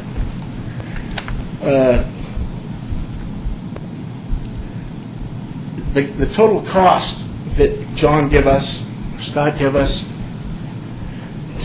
did not include any of our town staff time to follow these guys around and clean intersections. When we had the storm in April, they were on 24 hours, our city staff.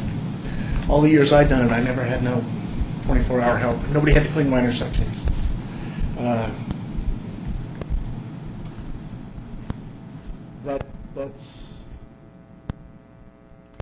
a little tough to take because that price is not in there. The other thing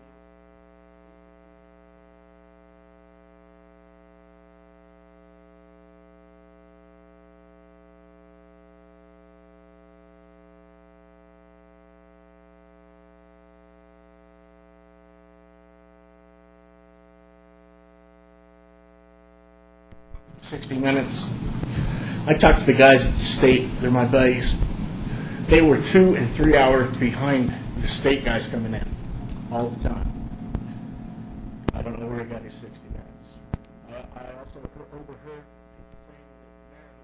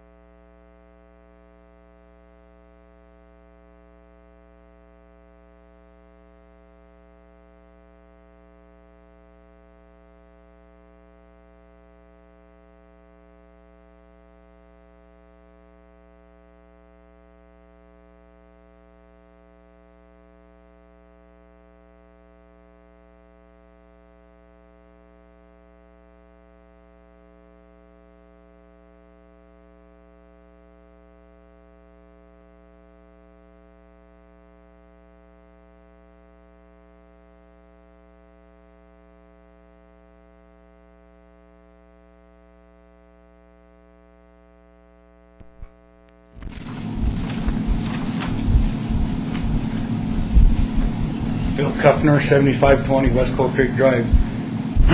I don't know which way you go to work, Andrew, but I've lived here my whole life. Me too.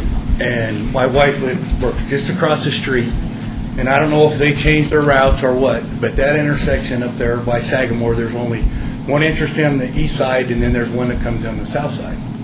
Well, they never pushed from the stop sign up Coal Creek, and my wife drives a little Mustang, and it was tough to get to work. I had to give her a ride and we only had, this was the least amount of snow we've ever had. So, and you people live here, and I can't believe that you've seen the same streets I seen, and you're saying that that was acceptable or good contract work that they did. That's just not true.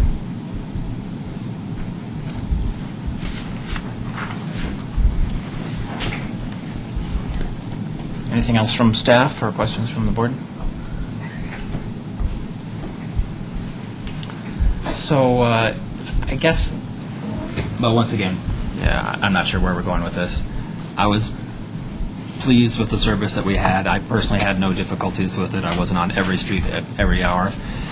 That the price of the contract is half of what the previous contracts were like, and, you know, saving $200,000 a year is a pretty big chunk of change. I'd have a hard time saying that we should move away from this contract. This is not, you know, we had outstanding service from Superior Maintenance. I completely agree with that. It was absolutely great. Is it worth the $250,000 or $220,000 difference? I'd have a hard time really recommending that. So I guess that's where I'm at. I guess the idea of performance is somewhat notional because to me, I thought performance before this contract was very good. Although I'll have to admit, I used to commute to Rocky Flats up McCaslin. At least one instance, I was not able to get up McCaslin to 128. That was back when there was a stop sign up there, so everybody had to stop, and once you stopped, you don't go. And it's early in the year, and nobody's ever ready for the first storm, apparently. But the one notion I did notice in performance this year that I was not aware of before was at the roundabout, there were at least 2 times when there were major backups at the roundabout when there was snow, and that was because I was going down to Horizons to work out at 6 a.m., and by 7 a.m. I couldn't get home on Rock Creek Parkway 2 different times, so I made the Great Circle route up Colton and McCaslin to get home. And I don't know why, and I don't know if they had roundabout problems in prior years because it had not been my occasion to drive that way in prior years because my work route was different. So I don't know. I thought the service was good. I'm supporting renewing this. I'm skeptical that we could do a rebid in 30 days that's reasonable. To see if there's a better option or cheaper or whatever. But so that's why I kind of support renewing this. I thought performance was good. I thought performance before was great too.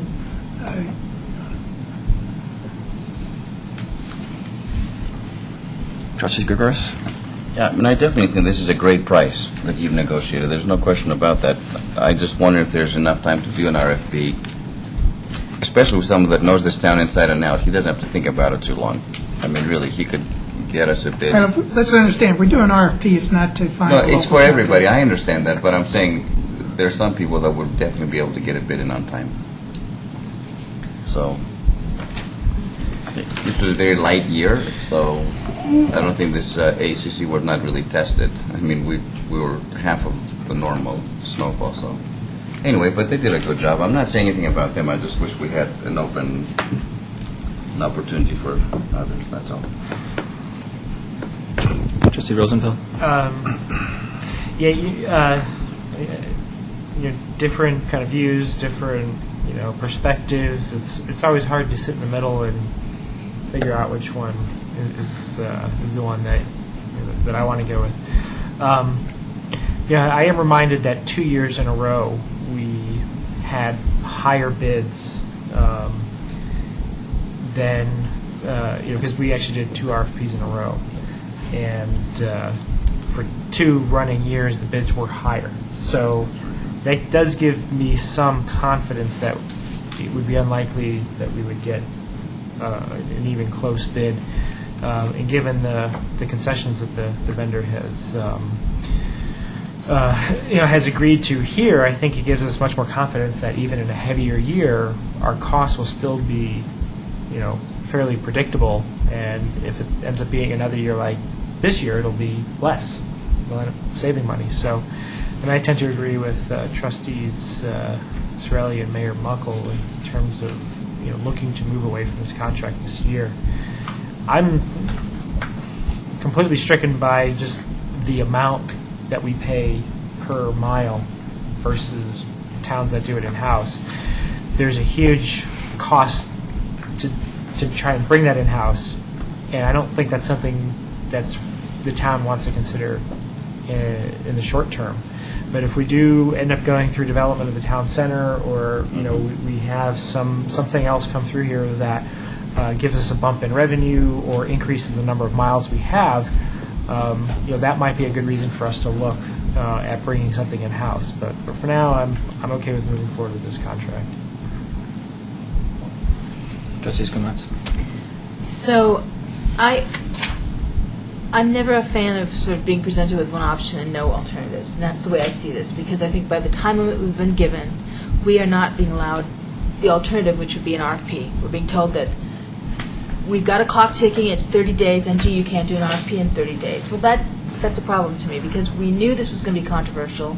We knew a year ago that I do recall, as Trustee Gregorius mentioned, that this was portrayed as a one-year contract, and we'd look at performance statistics, and you may or may not remember that, but I remember vividly raising that issue, and that we would have a chance to look at those statistics and see if that was the way we wanted to go ahead in the future.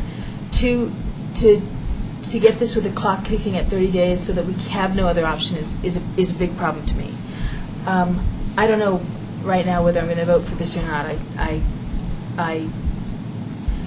But I do know that I would like it so that when we have to look at renewal again in the future, that we have to have more than 30 days in advance. I know we might not have the very best possible deal that's been struck or something like that, or maybe we have to do something so that they make an informal offer that the clock doesn't start ticking or something like that, so that we really do have a viable other alternative.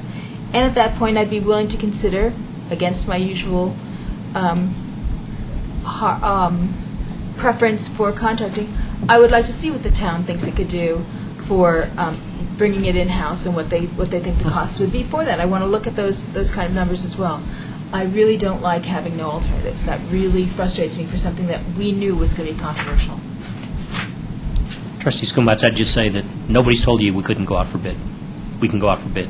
We certainly can. What we're telling you is that, but we can't guarantee that the proposal that's before you will still be on the table 30 or 45 days from now. That's all. Now, you did ask for the performance criteria. We shared the performance criteria with the board in advance of the winter. We did that in September on 2 different occasions. John's memo of September 4th, and then thereafter a couple of weeks later, and got buy-in, at least that these were the performance criteria.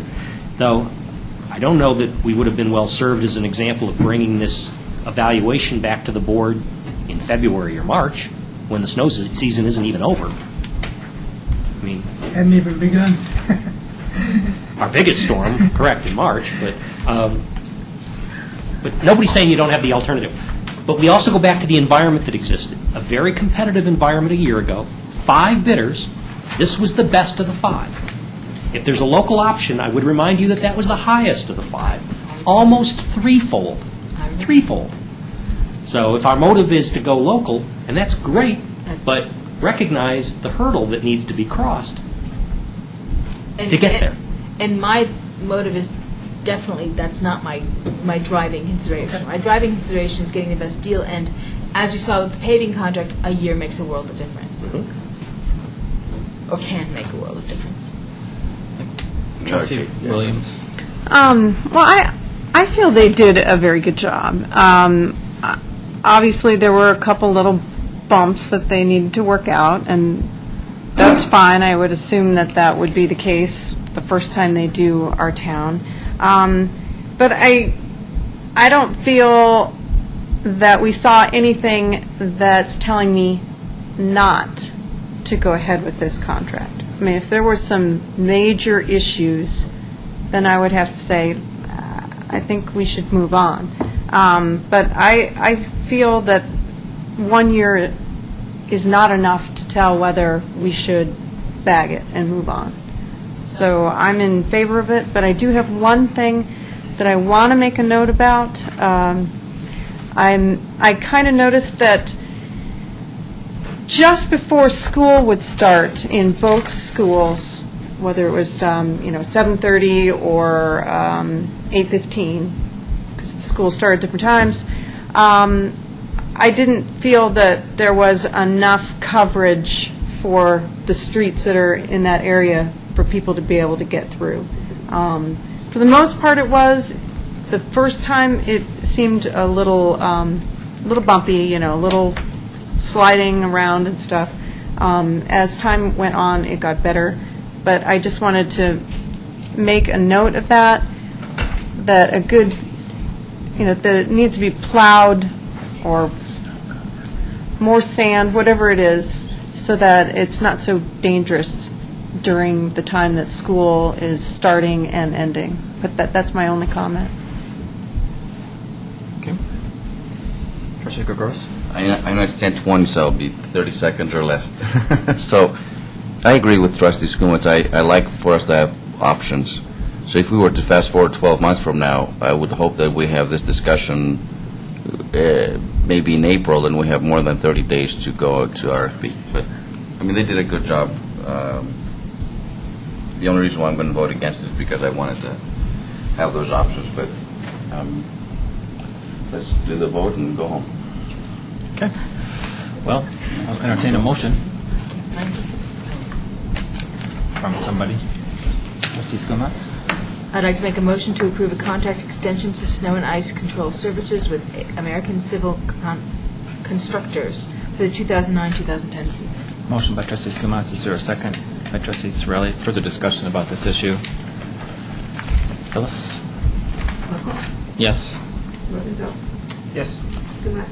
No. Williams. Yes? Sorelli. Yes.